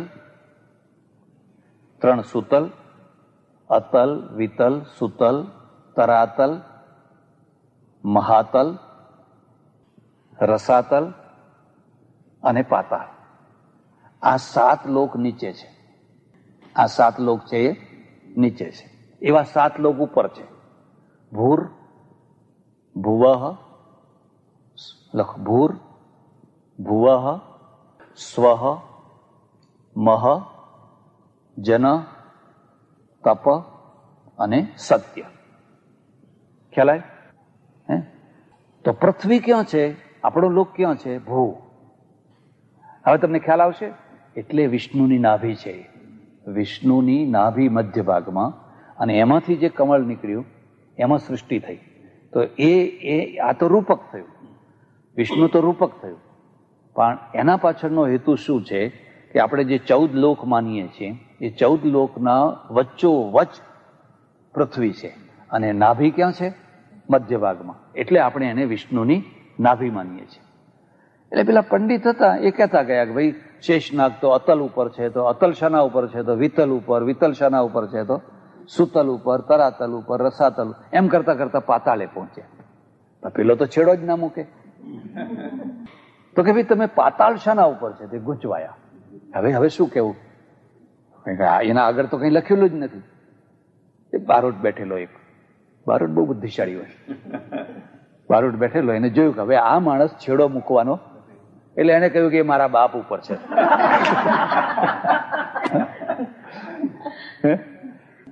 એ પાતાળ શાના ઉપર છે? કે મારા બાપ ઉપર છે. હવે પેલો એથી આગળ વધ્યો કે તમારો બાપ શાના ઉપર છે? હવે એને જે કહ્યું એ મારે અહીં કહેવા જેવું. એને જે જવાબ આપ્યો, કારણ કે હવે આને ચૂપ કરવો હતો ને, એટલે એવો જવાબ આપ્યો. પેલો પછી એમ આ લોકો નૈયાયિકો છે એમ માને છે કે જે આ જે દોષો છે એમાં અનવસ્થા દોષ આવે. એટલે આમાંથી રચતા છેલ્લે પરમેશ્વર. અને પરમેશ્વર છે એ કોઈનો રચેલો નથી. એ કોઈનો રચેલો, અને જો એને તમે રચેલો માનો તો એમાં અનવસ્થા દોષ આવે. બર્ટ્રેન્ડ રસેલનું એમ કહેવું છે કે જો પરમેશ્વર સ્વયંભૂ છે ને કોઈનો રચેલો નથી, તો પછી જગતમાં જ માની લો ને. જગત જ સ્વયંભૂ છે, તો એને કયો દોષ આવે? હા, મને હવે યાદ આવ્યું. એને કયો દોષ આવે? અસંભવ. અને એક 5મો દોષ છે વદતો વ્યાઘાત. લખી લેજો. વદતો વ્યાઘાત, અસંભવ અને વદતો વ્યાઘાત. 5. તમને પેલા એનું સ્પષ્ટીકરણ કરું એટલે તમને ખ્યાલ આવે. અસંભવ. દૂધ કાળું છે. એક માણસે બોલ્યા કે ભાઈ દૂધ કાળું છે. કયો દોષ આવ્યો? અસંભવ. કઈ હોય જ નહીં એવું કદી બને? તો વદતો વ્યાઘાત. વદતો વ્યાઘાત એટલે શું? તમે જે બોલો છો એ જ તમારું ખંડન કરે છે. તમારું બોલવું જ તમારું ખંડન થઈ રહ્યું છે. ઉદાહરણ, કોઈ માણસ એમ કે મમ માતા વંધ્યા. ભાઈ શું કરવું, મારી મા તો વંધ્યા હતી. અરે વંધ્યા હતી તું ક્યાંથી આવ્યો? પછી આને શું કહેવાય? વદતો વ્યાઘાત. તમે જે બોલો છો એના દ્વારા જ તમારું ખંડન થઈ રહ્યું છે. જો તમારી માતા ખરેખર વંધ્યા હોય તો તમે એના પુત્ર તરીકે અત્યારે હોઈ શકો. આ 5 દોષો છે. એમ જ્યારે રસેલ એમ કે ભાઈ આ જગતને જ આપણે સ્વયંભૂ માની લો, તો એમાં કયો દોષ આવે? અસંભવ. કેવી રીતે અસંભવ આવે? પ્રતિક્ષણ નષ્ટ થઈ રહ્યું છે અને પ્રતિક્ષણ ઉત્પન્ન થઈ રહ્યું છે. જે વસ્તુ પ્રતિક્ષણ નષ્ટ થઈ રહી છે, પ્રતિક્ષણ ઉત્પન્ન થઈ રહી છે, એને તમે અનાદિ કહી શકો. જૈન પક્ષમાં પણ આવશે, જૈન પક્ષમાં પણ આ જ વાત આવશે. અને વિજ્ઞાન એમ કહે છે કે ભાઈ આ હિમાલયને આટલા વર્ષો થયા, વિંધ્યાચલને આટલા વર્ષો થયા, આ ઝાડને આટલા વર્ષો થયા, ચંદ્રને આટલા વર્ષો થયા. એ તો માપી શકાય છે. તમને તો ખબર હશે જ, છતાં હું તમને કહું છું, ભારતમાં હિમાલય કરતા વિંધ્યાચલ જૂનો પહાડ છે. હિમાલય છે એ નવો પહાડ છે અને વિંધ્યાચલ છે એ વધારે જૂનો પહાડ છે. એટલે એક ટાઈમ એવો હતો જ્યારે દક્ષિણ ભારત જુદું હતું. દક્ષિણ ભારત અને ઉત્તર ભારતના વચ્ચે સમુદ્ર હતો. તે એટલે સુધી કે તમારી કોઈ વાર ઈચ્છા હોય ને તમે રિસર્ચ કરવાની ઈચ્છા હોય તો તમે રાજસ્થાનની યાત્રા કરજો, તો તમે જોશો તો રાજસ્થાનના પહાડો ઉપર સમુદ્રની લહેરોની ઘસાયેલી ધારીઓ છે. એના જે પહાડો છે ને, તો પેલા મોજા ઘસાયા હોય ને, કોઈ કાળે એ દરિયો આગળ ખસી ગયો. ઠેઠ ગુજરાતમાં ભાલ કાંઠો છે ને, ચરોતરને અડીને ભાલ કાંઠાથી નળ કાંઠો અને નળ કાંઠાથી વિરમગામથી વઢિયારથી લઈને ઠેઠ સિંધ સુધીનો આખો પ્રદેશ દરિયામાંથી નીકળ્યો. પહેલા ત્યાં દરિયો હતો. એટલે પરિણામ શું આવ્યું કે 2-3 ફૂટ નીચે જાઓ એટલે ખારી જમીન આવે. ચરોતરમાં 200 ફૂટ નીચે જાઓ પથ્થર નહીં આવે. 200 ફૂટ સુધી તમે ડ્રિલિંગ કરો એવી ને એવી ધરતી આવશે. પણ ભાલગાળામાં તમે જાઓ અને જો 2-3 ફૂટ એટલે ઝાડ ના ઉગે, કારણ કે ઝાડને નીચે મૂળ જવા જોઈએ ને. માઇલો સુધી તમને એમને સૂકો પ્રદેશ દેખાય. એ દરિયામાંથી નીકળેલો છે. કચ્છનો ભાગ, રાજસ્થાનનો ભાગ. અને એ જ્યારે ઉથલપાથલ થઈ ત્યારે એમાં વૈદિક યુગની મોટામાં મોટી નદી જે સરસ્વતી હતી એ લુપ્ત થઈ ગઈ. સરસ્વતી હતી એ લુપ્ત થઈ ગઈ. અને ગંગા યમુના જે પહેલા સિંધ તરફ વહેતી હતી એ પછી પૂર્વગામીની થઈ, પૂર્વ તરફ થઈ ગઈ. એટલે આ બધું ઘણું. તો હિમાલય છે એ આજે પણ લોકો એમ કહે છે કે હિમાલય હજુ વધ્યા કરે છે, હજુ પણ હિમાલય એનો ઊંચો થયા કરે છે. એટલે આ વાત થઈ. એટલે પ્રત્યક્ષ જે પ્રમાણ છે એના દ્વારા સિદ્ધ થાય છે કે ભાઈ આ સૃષ્ટિ આટલા વર્ષ જૂની છે, આ વસ્તુ આટલા વર્ષ જૂની છે, આટલા વર્ષ જૂની છે, આટલા વર્ષ જૂની છે. તમે એને અનાદિ કહી શકો, એને અનાદિ ના કહી શકો. એટલે નૈયાયિકોનું શું કહેવું છે કે ભાઈ જગત છે એ જગતની રચના કોઈને કોઈ કાળે કોઈને કોઈ પરમેશ્વરે કરી છે. કારણ કે સકર્તૃકમ. જે આ ટેપ રેકોર્ડર છે એ કંઈ આમ લૂંદો ફેંક્યો ટેપ રેકોર્ડર બની ગયું એવું તો નથી. તમે માટીનો લૂંદો લો અને આમ દિવાલ ઉપર ફેંકો અને પછી એક આકાર થઈ જાય એટલે તમે એમ તો કહી શકો કે ભાઈ જુઓ આ આકૃતિ આપોઆપ થઈ ગઈ કે ના થઈ. તો એક એવી આકૃતિ થઈ, એ તો કોઈને કોઈ પ્રકારની આકૃતિ, તમારા શાહીનો ખડિયો ઢળી ગયો અને કાગળ ઉપર કંઈક આકૃતિ થઈ ગઈ, એને શું કહેવાય? એને અકસ્માત કહેવાય. પણ તમે જ્યારે વ્યવસ્થિત પેન્ટિંગ કરો છો, ત્યારે એ અકસ્માત નથી. આપણે એમ માનીએ છીએ કે ઈશ્વરે જે જગતની રચના કરી છે બિલકુલ વ્યવસ્થિત છે, કોઈ જગ્યાએ અવ્યવસ્થા નથી. અને કોઈ જગ્યાએ અવ્યવસ્થા હોય તો તમે ખોળી કાઢજો. દાખલો તમને આપો કે માનો કે પાણી, હવે પાણીને પ્રવાહી બનાવ્યું. પાણી પ્રવાહી ન હોય ને નક્કર હોય તો, પથ્થર જેવું કે માટી જેવું નક્કર હોય તો શું થાય? એક આટલો જ વિચાર કરો. વાયુને વધારે સૂક્ષ્મ બનાવી, વહેતો બનાવી દીધો. હવે એની જગ્યાએ વાયુ છે એને પથરા જેવો બનાવ્યો હોય તો શું થાય? તમને એમ લાગશે કે આ એક વ્યવસ્થા છે. એથી વધારે તમને કહું, માનો કે આ પૃથ્વી છે, આપણી પૃથ્વી. એ પૃથ્વીમાં 1 ભાગ જમીન અને 3 ભાગ પાણી છે. હવે એને ઉલટાવી નાખો, કારણ કે જમીન બહુ ઓછી પડે છે, બહુ મોંઘી થઈ ગઈ છે. અને આ દરિયો ઓછો હોય તો શું વાંધો છે? આટલા બધા દરિયાને શું કરવો છે? હવે એને ઉલટાવી નાખો, 3 ભાગ પૃથ્વી અને 1 ભાગ પાણી, તો શું પરિણામ આવે? કલ્પના કરી શકો છો? તો પરિણામ એ આવે કે આ 3 ભાગનું પાણી હોવા છતાં જે વાદળા બંધાય છે એ આ 1 ભાગની પૃથ્વીને બરાબર પહોંચી વળતા.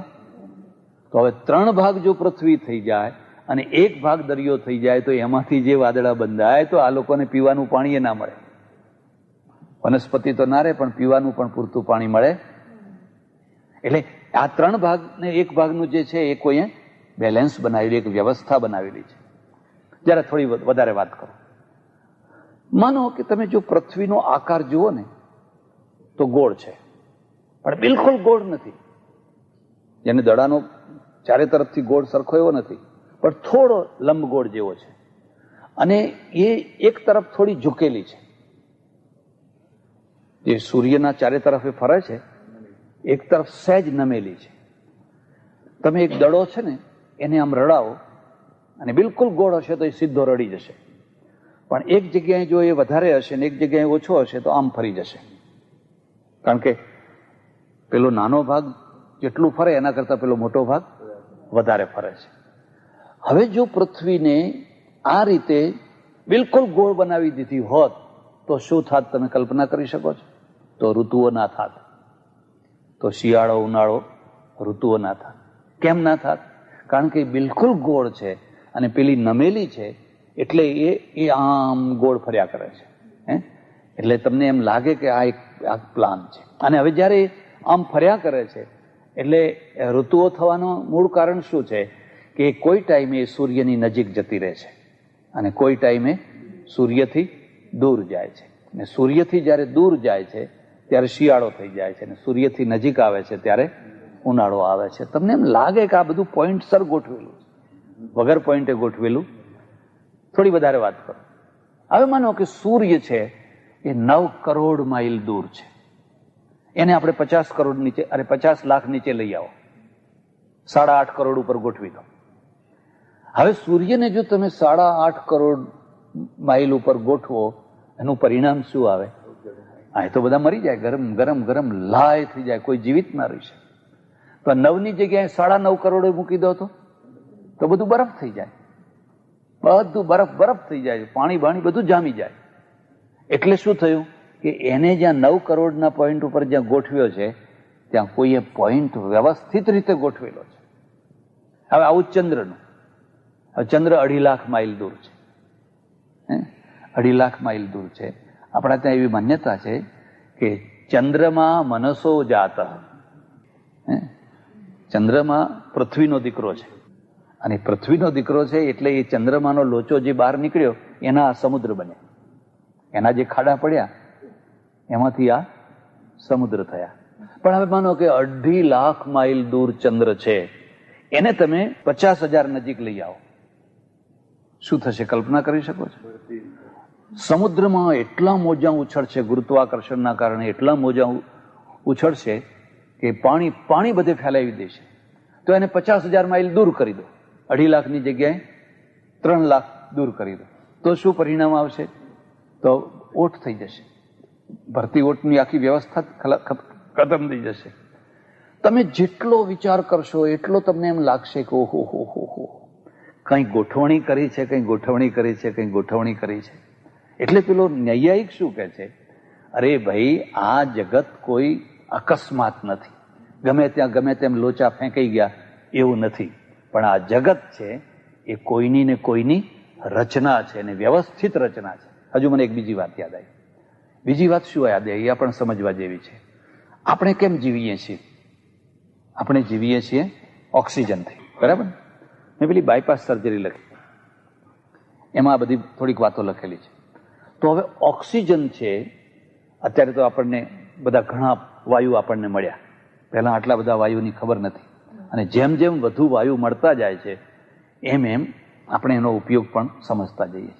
તો સામાન્ય રીતે જ્યાં શુદ્ધ વાયુ હોય, જેને આપણે શુદ્ધ વાયુ કહીએ, પોલ્યુશન ના હોય, ત્યાં શું માત્રા હોય છે?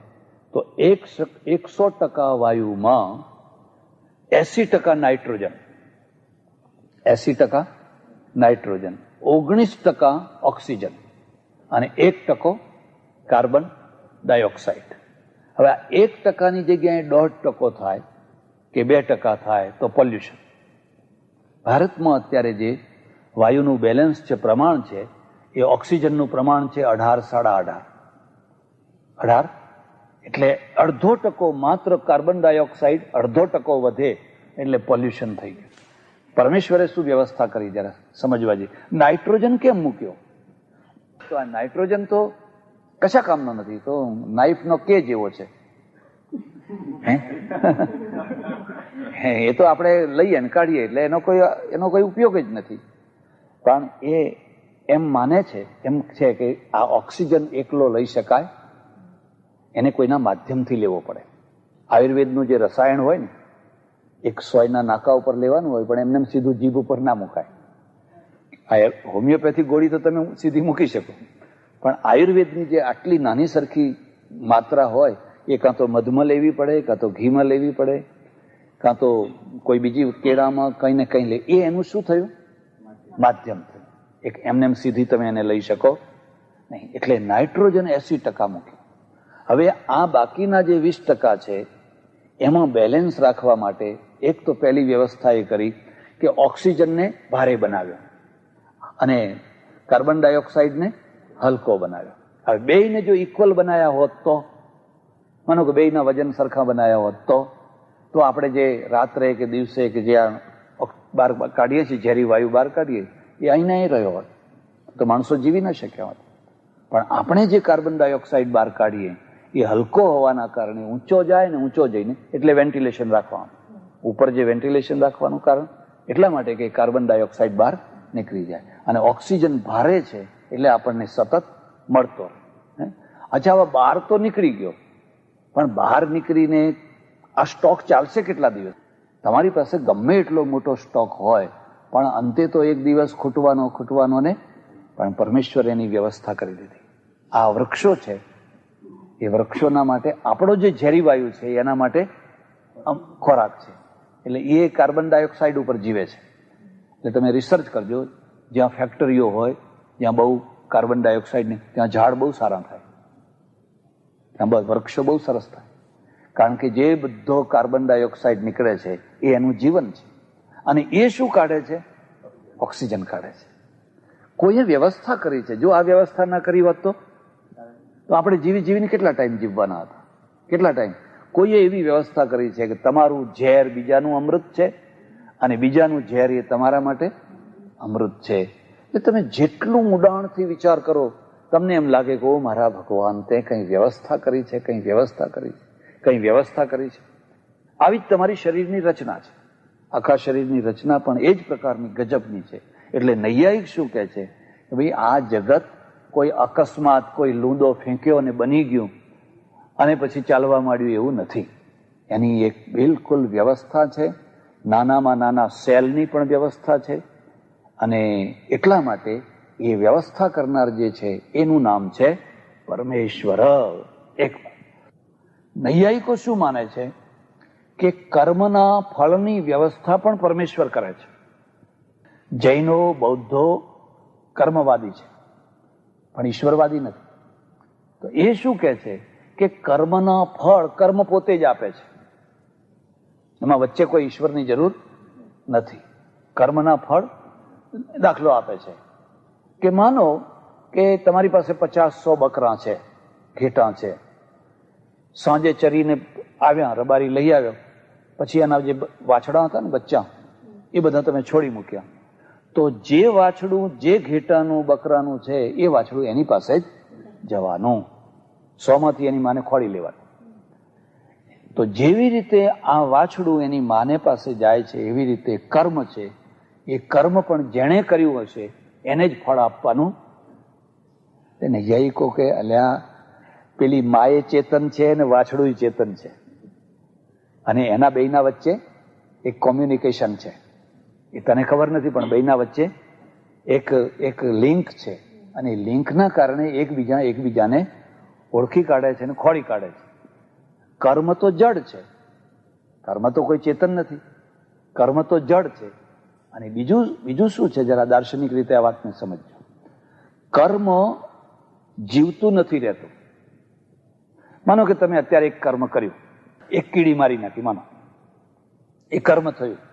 હવે કર્મ ખતમ થઈ ગયું, ક્રિયા પૂરી થઈ ગઈ. હવે એ 10 વર્ષે, 20 વર્ષે, 100 વર્ષે એનું ફળ એ કર્મ છે ક્યાં તો હવે આપવાનું હતું. એટલે વચ્ચે મીમાંસકો શું માને છે કે કર્મ મરી ગયું પણ અદૃષ્ટ ઉત્પન્ન કર્યું. અદૃષ્ટ ઉત્પન્ન કર્યું. અદૃશ્ય એટલે શું કે એક કાર્ડ ઉત્પન્ન થઈ ગયો. એક કાર્ડ ઉત્પન્ન થયું અને કાર્ડ કાયમ તમારા પાસે સ્ટોરેજમાં રહેવાનું. હે, રેકોર્ડ થઈ ગયું. હવે એ રેકોર્ડ જે કાર્ડ છે ને, એ કાર્ડ સમય આવે પછી તરત જ બહાર આવશે. નૈયાયિકોનું કહેવું છે કે જો એવી રીતે કર્મના ફળ આપોઆપ પોતાની મેળે મળતા હોય તો કોઈ જજ રાખવાની જરૂર પડે. તો જેણે હત્યા કરી છે એને આપોઆપ ફાંસી લાગી જવી જોઈએ, પણ એમ આપોઆપ કોઈને ફાંસી લાગતી? એમ જેણે હત્યા કરી છે એ આપોઆપ ફાંસી સ્વીકાર કરવા પણ તૈયાર થતો? એટલે આપણે દુનિયામાં જજ રાખવો પડે છે. એને ફાંસીની સજા ફટકારે છે, પછી પોલીસ કે બધા ભેગા થઈને એને ફાંસીએ લટકાવે છે, ત્યારે જ ન્યાય અપાય છે. એમ કર્મની વ્યવસ્થા પરમેશ્વર વિના થઈ શકે? એ પરમેશ્વર કર્મનું ફળ આપે છે. આપણે દોહરામાં શું કહ્યું? રામ ઝરૂખે બેઠ કે સબકા મુજરા લેત, જૈસી જાકી ચાકરી વૈસા વાકો દેત. એ ઝરૂખે બેઠો બેઠો એને ઉપનિષદ શું કહ્યું? બહુ સરસ ઉપનિષદનો એક શ્લોક મંત્ર છે. દ્વા સપર્ણા સયુજા સખાયા સમાનમ વૃક્ષમ પરિશસ્વ જાતે તયો રન્ય એકમ પીપલમ સ્વાદુ અત્તિ અનસ્નન્યો અભિચાકશીતિ. એને રૂપક આપ્યું કે એક પીપળના વૃક્ષ ઉપર 2 પક્ષીઓ બેઠા છે. તો 2 પક્ષીઓ દ્વા સપર્ણા, સપર્ણા એટલે પક્ષી, પર્ણ એટલે પાંખો. દ્વા સપર્ણા સયુજા હંમેશા સાથે રહેનારા, સખાયા પાછા 2 ભાઈબંધ પણ, સમાનમ વૃક્ષમ પરિશસ્વ જાતે એક જ વૃક્ષ ઉપર બંને બેઠેલા છે. બેમાં ફરક શું છે? તયોરન્ય એ 2માંથી એક પીપલમ સ્વાદુ અત્તિ. એક છે ને એ પીપળને ખાય છે, એના ફળ ખાય છે, આ કરે છે, તે કરે છે. અન્ય અને બીજો છે અભિચાકશીતિ, એ માત્ર જોયા કરે છે. એ માત્ર દ્રષ્ટા થઈને જોયા કરે છે કે તે કેટલું ખાધું, કેટલું બગાડ્યું, કેટલું શું કર્યું, કેટલું આ કર્યું, કેટલું તે કર્યું. એમ આ સંસાર રૂપી વૃક્ષના ઉપર જીવાત્મા અને પરમાત્મા આ 2 પક્ષીઓ બેઠેલા છે. પેલો જીવાત્મા છે એ સુખ દુઃખના ફળો ભોગવે છે. પીપળના ફળ છે એ સુખરૂપ દુઃખરૂપ જે હોય એ ભોગવે છે. અને અન્ય પેલો પરમાત્મા છે અભિચાકશીતિ, એ માત્ર દ્રષ્ટા છે. જ્યારે જરૂર પડે ને સમય આવે ત્યારે એ એના પરિણામ એને આપે છે. ઓમ પૂર્ણમદઃ પૂર્ણમિદં પૂર્ણાત પૂર્ણમુદચ્યતે પૂર્ણસ્ય પૂર્ણમાદાય પૂર્ણમેવાવશિષ્યતે. ઓમ શાંતિ શાંતિ શાંતિ. સદ્ગુરુદેવ નમઃ. પાર્વતી પતે.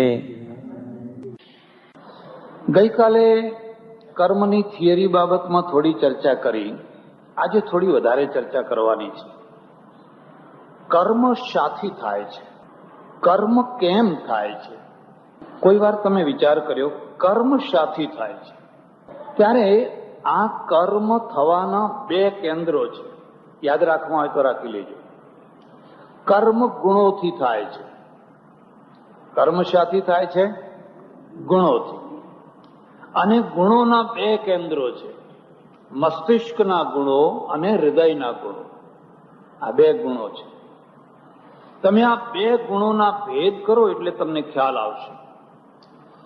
મસ્તિષ્કના ગુણોનો વિકાસ થાય એટલે મસ્તિષ્કનો વિકાસ થયો કહેવાય, અને હૃદયના ગુણોનો વિકાસ થાય એને હૃદયનો વિકાસ થયો કહેવાય. ગુણોના દ્વારા કર્મ થાય છે. દાખલો આપીશ એટલે ખ્યાલ આવશે. માનો કે મસ્તિષ્કના ગુણો કયા છે? તો વિવેક એ મસ્તિષ્કનો ગુણ છે. હૃદયની પાસે વિવેક નથી. તો હૃદયનો ગુણ શું છે? હૃદયનો ગુણ પ્રેમ છે, શ્રદ્ધા છે, દયા છે. આ હૃદયના ગુણો છે. જેનો ઉભરો આવતો હોય, નોંધ કરજો, જેનો ઉભરો આવતો હોય એ હૃદયના ગુણો. પ્રેમનો ઉભરો આવે, શ્રદ્ધાનો ઉભરો આવે, દયાનો ઉભરો આવે, ઉદારતાનો ઉભરો આવે કે ના આવે? સભા ચાલતી હોય, બરાબર વ્યાખ્યાનની અસર થઈ હોય, ઉભરો આવે એટલે કહી દે, લખો મારા 2 ડબ્બા તેલના. અને પછી ઘેર જાય ને ઉભરો બેસી જાય. ઘરવાળીને ખબર પડે કે આ તો 2 ડબ્બા લખાવીને આવ્યા છે ને આપણી બરણી તો ખાલી છે. આપણા ઘરમાં તો બરણી ખાલી છે. એટલે શું થાય? ઉભરો બેસી જાય. ઉભરો બેસી ગયા પછી જે દુઃખ થાય એ મસ્તિષ્કમાં થાય. પેલું મગજ કે આ તે શું કર્યું? જે ભાન ના રહ્યું. સભામાં સૌની સાથે તણાઈ ગયો. હવે શું કરશું? હવે ચિંતા ના કરો, હવે ધક્કા ખવડાવશું. આવનારા કેટલા ધક્કા ખાશે? કઈ નહીં. 2 જુદા ગુણો છે. મસ્તિષ્કમાં ઉભરો નથી આવતો, હૃદયમાં ઉભરો આવે છે. એટલે ઉભરાના દ્વારા થનારું કામ અને મસ્તિષ્કના દ્વારા થનારું કામ, એટલે આ બેયના જુદા જુદા ગુણો છે. હવે બંનેના ગુણો જ્યારે એકબીજાને પૂરક બને છે ત્યારે વ્યક્તિમાં પૂર્ણતા આવે છે. કેટલીક વાર એવું બને કે માણસ છે ને મસ્તિષ્કની રીતે ખૂબ વિકસિત થયો હોય, પણ હૃદયની રીતે બિલકુલ વિકસિત ના થયો હોય એવો માણસ છે. બહુ મોટો પ્રોફેસર થઈ શકે, બહુ મોટો વકીલ થઈ શકે, બહુ મોટો લેખક થઈ શકે, પણ સારો પતિ ના થઈ શકે, સારો પિતા ના થઈ શકે, સારો પુત્ર ના થઈ શકે. કારણ કે પતિ છે ને એ મસ્તિષ્કથી નથી થવાતું, પિતા છે એ માત્ર મસ્તિષ્કથી થવાતું નથી. શાથી થવાય છે? હૃદયથી. ત્યારે એનું હૃદય છે ને એ વિકસિત નથી થયું. એટલે ઘણી જગ્યાએ આ મોટી ઉપાધિઓ હોય. ત્યારે કેટલીક જગ્યાઓ એવી હોય કે એનું હૃદય ખૂબ ખીલ્યું હોય, પણ અહીંયા બધા 0 જ પોઈન્ટ મુકાઈ ગયા હોય. કેટલાક માણસો એવા હોય બેયના અંદર સંતુલન હોય, મસ્તિષ્ક પણ ખીલ્યું હોય અને હૃદય પણ ખીલ્યું હોય. આ બંને એક સાથે ખીલ્યા હોય. ભગવદ્ ગીતા અને ઉપનિષદો આ બંનેને ખીલવવા માંગે છે, બેમાંથી એકને નહીં. આપણા ત્યાં જે સંતો થયા, ખાસ કરીને પ્રેમલક્ષણા ભક્તિવાળા મીરાબાઈ, નરસિંહ, ચૈતન્ય વગેરે વગેરે થયા, એમનું હૃદય ખૂબ ખીલ્યું. હૃદય તો ખૂબ ખીલ્યું, પણ મસ્તિષ્ક છે જોઈએ એવું ખીલ્યું. એટલે એ સંસારના કામના ના રહ્યા, એટલે સંસારમાં ફેલ થયા કે નહીં? સંસારમાં ફેલ થયા. પણ જે લોકો સંસારમાં ફેલ થયા એ વર્ષો પછી હજારોને પાસ કરનારા થયા. વર્ષો પછી એમના દ્વારા હજારો પાસ થાય, હૃદયના દ્વારા. એટલે આ 2 મુદ્દા સમજો. તમારી પાસે પરમેશ્વરે 2 તત્વો આપેલા છે અને બેયને એટલા માટે જુદા રાખ્યા છે, મસ્તિષ્ક અને હૃદય. ચાલો હવે એક બીજી વાત છે. તો હવે ધર્મ છે અને પરમેશ્વર છે એ મસ્તિષ્કમાં રહે છે કે હૃદયમાં રહે છે? હૃદયમાં. એટલે ગીતામાં કહ્યું છે સર્વસ્ય ચાહમ હૃદય સન્નિવિષ્ટ. અર્જુને પૂછ્યું તમે ક્યાં રહો છો, કઈ જગ્યાએ રહો છો? હૃદય સન્નિવિષ્ટ, હું બધાના હૃદયમાં રહું છું. ઈશ્વર સર્વભૂતાનામ હૃદય સર્જુન તિષ્ઠતિ. હૃદય દેશમાં રહે છે અને ધર્મ પણ હૃદયમાં રહે છે. કેમ આવું કેમ કહ્યું? કારણ કે મસ્તિષ્કમાં જે વસ્તુ રહે છે ને એ સ્થિર નથી હોતી. એમાં સ્થિરતા ઓછી હોય છે, બદલાઈ જતા વાર નથી થતી હોતી, પરિવર્તન થતા વાર નથી થતું હોતું. એટલે નિષ્ઠા, શ્રદ્ધા, આસ્થા એ હૃદયનો વિષય છે, મસ્તિષ્કનો વિષય નથી. દાખલા તરીકે તમને અમુક બાબતોમાં શ્રદ્ધા છે, અમુક બાબતમાં તમારી નિષ્ઠા છે. ગાંધીજી છે ફિનિક્સ આશ્રમમાં રહે અને કસ્તુરબાને બહુ તાવ ચડ્યો, પુષ્કળ તાવ ચડ્યો, દવાખાને લઈ ગયા. ડોક્ટરે પ્રયત્ન કર્યા, તાવ ઉતરે છે. આજે તો ઘણી સારી દવાઓ થઈ, પહેલા આટલી સારી દવાઓ નથી. પછી ડોક્ટરે એમને કહ્યું જો આ પેશન્ટ એટલી ગંભીર સ્થિતિમાં છે કે જો એને બચાવવો હોય તો એને માંસનો શોરબો પીવડાવવો પડશે, માંસનો શોરબો પીવડાવવો પડશે. ગાંધીજીએ કહ્યું ભાઈ મને વાંધો નથી, જો પેશન્ટ બચતો હોય દર્દી અને દર્દીને આ ગમતું હોય તો હું એના માટે તૈયાર છું. અંગ્રેજ ડોક્ટર, ગોરો ડોક્ટર, એને કહ્યું દર્દીને ગમવાનો પ્રશ્ન ક્યાં છે? દર્દી તો અત્યારે અડધા ભાનમાં છે, અડધા બેભાનમાં છે, તમારે એને પીવડાવવો જ પડે. ગાંધીજીએ કહ્યું ના, મારે દર્દીને પૂછવું પડશે. અને કસ્તુરબાને પૂછ્યું. ડોક્ટર એમ કહે છે કે તમારે માંસનો શોરબો પીવો પડશે, જો તારે પીવો હોય તો મારા તરફથી કોઈ વાંધો નથી. એક વાત તમે યાદ રાખજો, તમે તમારા આશ્રિતજનોના સાથે વૈચારિક ઉદારતા રાખો છો? મારી વાત સમજાય છે? આશ્રિત એટલે પત્ની, બાળકો, ભાઈઓ, નાના જે તમારા ઘરમાં રહેતા હોય એના સાથે વૈચારિક ઉદારતા રાખો છો? એમના વિચારોને પણ સ્વીકારો છો? એમની ઈચ્છાઓને પણ સ્વીકારો છો? કે પછી બસ હું કહું એ જ થાય, મારી ઈચ્છા પ્રમાણે જ ચાલવું જોઈએ? જ્યારે તમે તમારી ઈચ્છા પ્રમાણે આખા ઘરને ચલાવો છો ત્યારે ઘરના નીચેના સ્તરમાં કકરાટ ચાલતો હોય છે, ભયથી ચાલતું હોય છે, ડરથી ચાલતું હોય છે. પણ જ્યારે તમે ઘરના માણસોની ઈચ્છાની પણ કદર કરો છો, એને પણ સ્વીકાર કરો છો, ત્યારે તમારા ઘરમાં તમારા મિત્રો હોય છે. કકરાટ કરનારા નથી હોતા, પણ તમારા મિત્રો હોય છે. પૂછો છો તમે આમાં તમારું શું કહેવું, મારું આમ ને, અને એમ લાગે કે આ યોગ્ય વાત છે તેને માનવાની. કંઈક ગંભીર કાર્ય કરવું હોય તો પૂછવાનું, અરે આ વિચાર છે, તારો શું વિચાર છે? ઘણા માણસોને એવી ટેવ હોય ઘરમાં કશી વાત જ ના કરે, કોઈ જાતની કશી વાત જ ના કરે, ને ગમે તેવા નિર્ણયો પછી તમારે માની લેવાના, પછી તમારે સ્વીકારી લેવાના. એટલે ઘરની અંદર એક નીચેના સ્તરમાં બહુ મોટો અસંતોષ રહે. એ ઘરમાં માણસો રહે, પણ કેવા માણસો રહે? દબાયેલા માણસો, ડરેલા માણસો. એમાં કોઈ મિત્રો રહે, એમાં કોઈ પડખે રહેનારા મિત્રો રહે.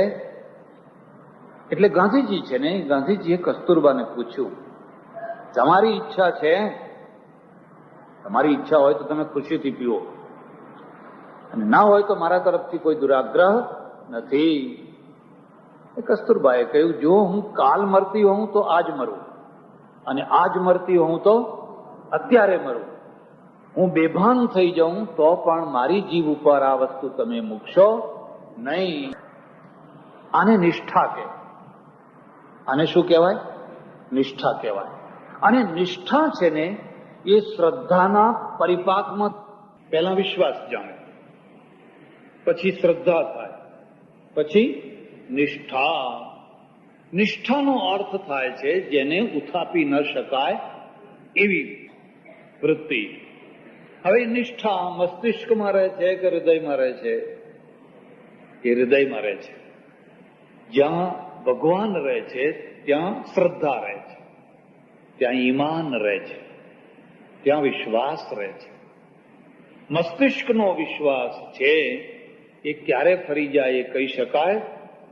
એ તો કે કઈ વાંધો નહીં, હવે દવામાં તો ઘણી વસ્તુ આવતી જ હોય છે, આ ગોળીઓ વગેરે હોય, બાટલીઓ, શીશીઓ, એમાં ક્યાં આપણે બધા જોવા ગયા છીએ, એટલે માટે કઈ વાંધો આવે નહીં. આ કોનો નિર્ણય છે? મસ્તિષ્કનો. પેલો કોનો નિર્ણય છે? હૃદયનો. એટલે હૃદયના ગુણો અને મસ્તિષ્કના ગુણો બે જુદા જુદા છે, અને બે જુદા જુદા છે. તો કેટલીક વાર હૃદયના ગુણો બહુ જોરદાર હોય, કેટલીક વાર મસ્તિષ્કના ગુણો બહુ જોરદાર હોય. બીજી વાત યાદ રાખજો, હૃદયનો ગુણ હોય કે મસ્તિષ્કનો ગુણ હોય, એ હંમેશા ભલું કરનારો જ હશે એવું માની લેવાનું. હૃદયનો ગુણ પણ ઘણીવાર વિનાશ કરાવી નાખે અને મસ્તિષ્કનો ગુણ પણ વિનાશ કરાવી નાખે. માનો કે એક માણસ છે, એનું મસ્તિષ્ક બહુ ખીલેલું છે, અને મસ્તિષ્ક ખીલેલું પણ હૃદય ખીલેલું નથી. એટલે એને શું થાય છે કે જેટલા માણસો જુએ છે ને, એ તમામ માણસો ઉપર પહેલે શંકા જ થાય છે, આ છેતરનારો તો નથી, કારણ કે બધા અત્યારે છેતરનારા જ મળે છે. જેટલા મળે છે એ બધા છેતરનારા જ મળે છે. ત્યારે જીવનનો અર્થ શું છે કે અમુક જગ્યાએ તમારે વિશ્વાસ મૂકવો જોઈએ, અમુક જગ્યાએ સાવધાની રાખવી જોઈએ. હવે જ્યાં વિશ્વાસ મૂકવાનો છે ત્યાં તમે રાત દિવસ એની પાછળ શંકા શંકા શંકા કરશો તો પેલા વિશ્વાસુ માણસને તમે ખોઈ બેસશો, તો તમે એને સાચવી શકશો. અને જ્યાં સાવધાની રાખવી છે ત્યાં જો વિશ્વાસ મૂકી બેઠા તો પણ તમે નુકસાનમાં ઉતરી જશો. એટલે સુપર પાવર જે ઉપર સૌથી મોટામાં મોટો ગુણ છે, એ મોટામાં મોટો ગુણ કયો છે? વિવેક. ગણપતિ, આ ગણેશ છે ને, એ વિવેક છે. સૌથી મોટામાં એ ત્રાજવું છે. એ તમારી શ્રદ્ધાને પણ ત્રાજવામાં, વિવેકમાં જોખવાની. નહીં તો એ અંધશ્રદ્ધા થઈ જશે, નહીં તો એ કુશ્રદ્ધા થઈ જશે. અંધશ્રદ્ધા અને કુશ્રદ્ધા તો એ નુકસાન કરી દેશે જો વિવેક નહીં હોય તો. એમ તમારા હૃદયમાં પ્રેમ છે, પણ પ્રેમના ઉપર એ કયો મોટો ગુણ કયો છે? વિવેક. નહીં તો એ શું થશે? એ તમને ખાડામાં નાખી દેશે, બરબાદ કરી નાખશે, કારણ કે એ હૃદયનો ગુણ છે. ઈશ્વરે બહુ ડાપણપૂર્વક શરીરની રચના કરી. એણે શું કર્યું ના, હૃદય અને મસ્તિષ્ક બંનેના વચ્ચે આંખો મૂકી. હૃદયને આંખ નથી, પણ આંખ ક્યાં મૂકી? બેયના વચ્ચે મૂકી. અને એટલા માટે મૂકી કે હૃદયના ગુણો છે એને તમે આંખથી જુઓ, વિવેકની દૃષ્ટિથી જુઓ. મસ્તિષ્કના ગુણો છે એને તમે આંખની દૃષ્ટિથી જુઓ. જો એ વિવેક નહીં હોય તો બે પક્ષના ગમે એટલા સારા ગુણો હશે તો પણ કદાચ એ નુકસાન પહોંચાડી શકે છે. મુદ્દો સમજાય? હવે મૂળ વાત ઉપર આવો. ત્યારે પ્રવૃત્તિ કેવી રીતે થાય છે? પ્રવૃત્તિ થાય છે આ બે ગુણોના દ્વારા, હૃદયના ગુણોના દ્વારા અને મસ્તિષ્કના ગુણોના દ્વારા. કેટલાક લોકો વન ટ્રેક હોય છે. અમારે સંસ્કૃતના પંડિતો પણ કેટલાક વન ટ્રેક, એમને એમના પાંડિત્યની બધી ખબર હોય, પણ બાકી દુનિયામાં શું ચાલે છે એની કશી ગતાગમ ન હોય, કાંઈ ખબર ન હોય, કશી જ ખબર ન હોય. એક બહુ મોટા આચાર્ય થયા 10મી શતાબ્દીમાં, એમનું નામ વાચસ્પતિ મિશ્ર. આજે એટલું માનથી એનું નામ લેવાય છે. 6 દર્શનો ઉપર એનું પ્રભુત્વ, અને 6 દર્શનો ઉપર એને અદભુત ગ્રંથોની રચના કરી. પરણ્યાને 10-12 વર્ષ થઈ ગયા છે. પરણ્યાને 10-12 વર્ષ, ઘરમાં સ્ત્રી આવેલી છે, પણ એને એનું પુસ્તક, એને કેટલાક લોકો સરસ્વતીને વરેલા હોય, અને જેને સરસ્વતી વરેલા હોય અને જેને સરસ્વતીની પૂરી ઉપાસના કરવી હોય એને પછી બીજી શોખ નહીં લાવવાની. પેલી એ દુઃખી થાય ને આ એ દુઃખી થાય, બેને ન્યાય ના આપી શકે. બેને ને પેલી આ જયારે જુઓ ત્યારે કલમ લઈને બેઠો જ હોય, કલમ ને પાનું. રાતના 12 વાગી ગયા છે, 12 વાગી ગયા છે. દિવેલનો જે દીવો છે એ ઝાંખો થયો, એનો મોગરો જામ્યો, એ ઝાંખો, એને તો એની ધૂનમાં છે. વિચાર તો કરો એનું મસ્તિષ્ક કેટલું વન ટ્રેક હશે. પેલી સ્ત્રી ઘરમાંથી આવે છે, 12 વાગે આવીને દીવાને આમ ઠીક કરી મોગરો પાડી અને સામે બેસી રહે છે, સામે બેસી રહે છે. પેલો પંડિત લખ્યા જ કરે, લખતો આમ જુએ છે, તમે કોણ? હવે પૂછે છે તમે કોણ? એની આંખમાં ડબ આંસુ આવે છે. મને નથી ઓળખતા? હું તમારી પત્ની 10 વર્ષથી તમારા ઘરમાં રહું છું. તે રડે છે કેમ? એટલા માટે રડું છું કે તમે તો આ બધું લખવામાં તમારું જીવન પૂરું કરી નાખશો, પણ પછી આપણા પાછળ આપણું કોણ રહેશે? કોણ શ્રાદ્ધ નાખશે? તમારું નામ ને મારું નામ ખતમ થઈ જશે. આપણા બેયનું નામ રહે એવું કંઈક તો તમારે વિચાર કરવો જોઈએ. અને પંડિત હસ્યા, તારે નામ રાખવું છે? અને એ જે ગ્રંથ હતો એ ગ્રંથનું નામ રાખ્યું ભામતી. સ્ત્રીનું નામ ભામતી અને ભામતીના ઉપર એ ગ્રંથનું નામ રાખ્યું ભામતી. આજે વેદાંતનો એક અદ્ભુત ગ્રંથ છે વાચસ્પતિ મિશ્રનો ભામતી. તમારી વાત કદાચ તમને આ વાત કલ્પનામાં નહીં આવે, પણ ઘણા માણસો વન ટ્રેક હોય છે. વન ટ્રેક એટલે વન ટ્રેક. પછી પંડિત્યમાં હોય, જ્ઞાન વિજ્ઞાનમાં હોય, સંગીતમાં હોય અને વિષયમાં હોય. વિષયમાં પાછા વન ટ્રેક થઈ ગયેલા હોય. એમને બીજું કશું સૂઝે જ નહીં, બીજું કશું જ ના ભાન આવે. આ વન ટ્રેક છે.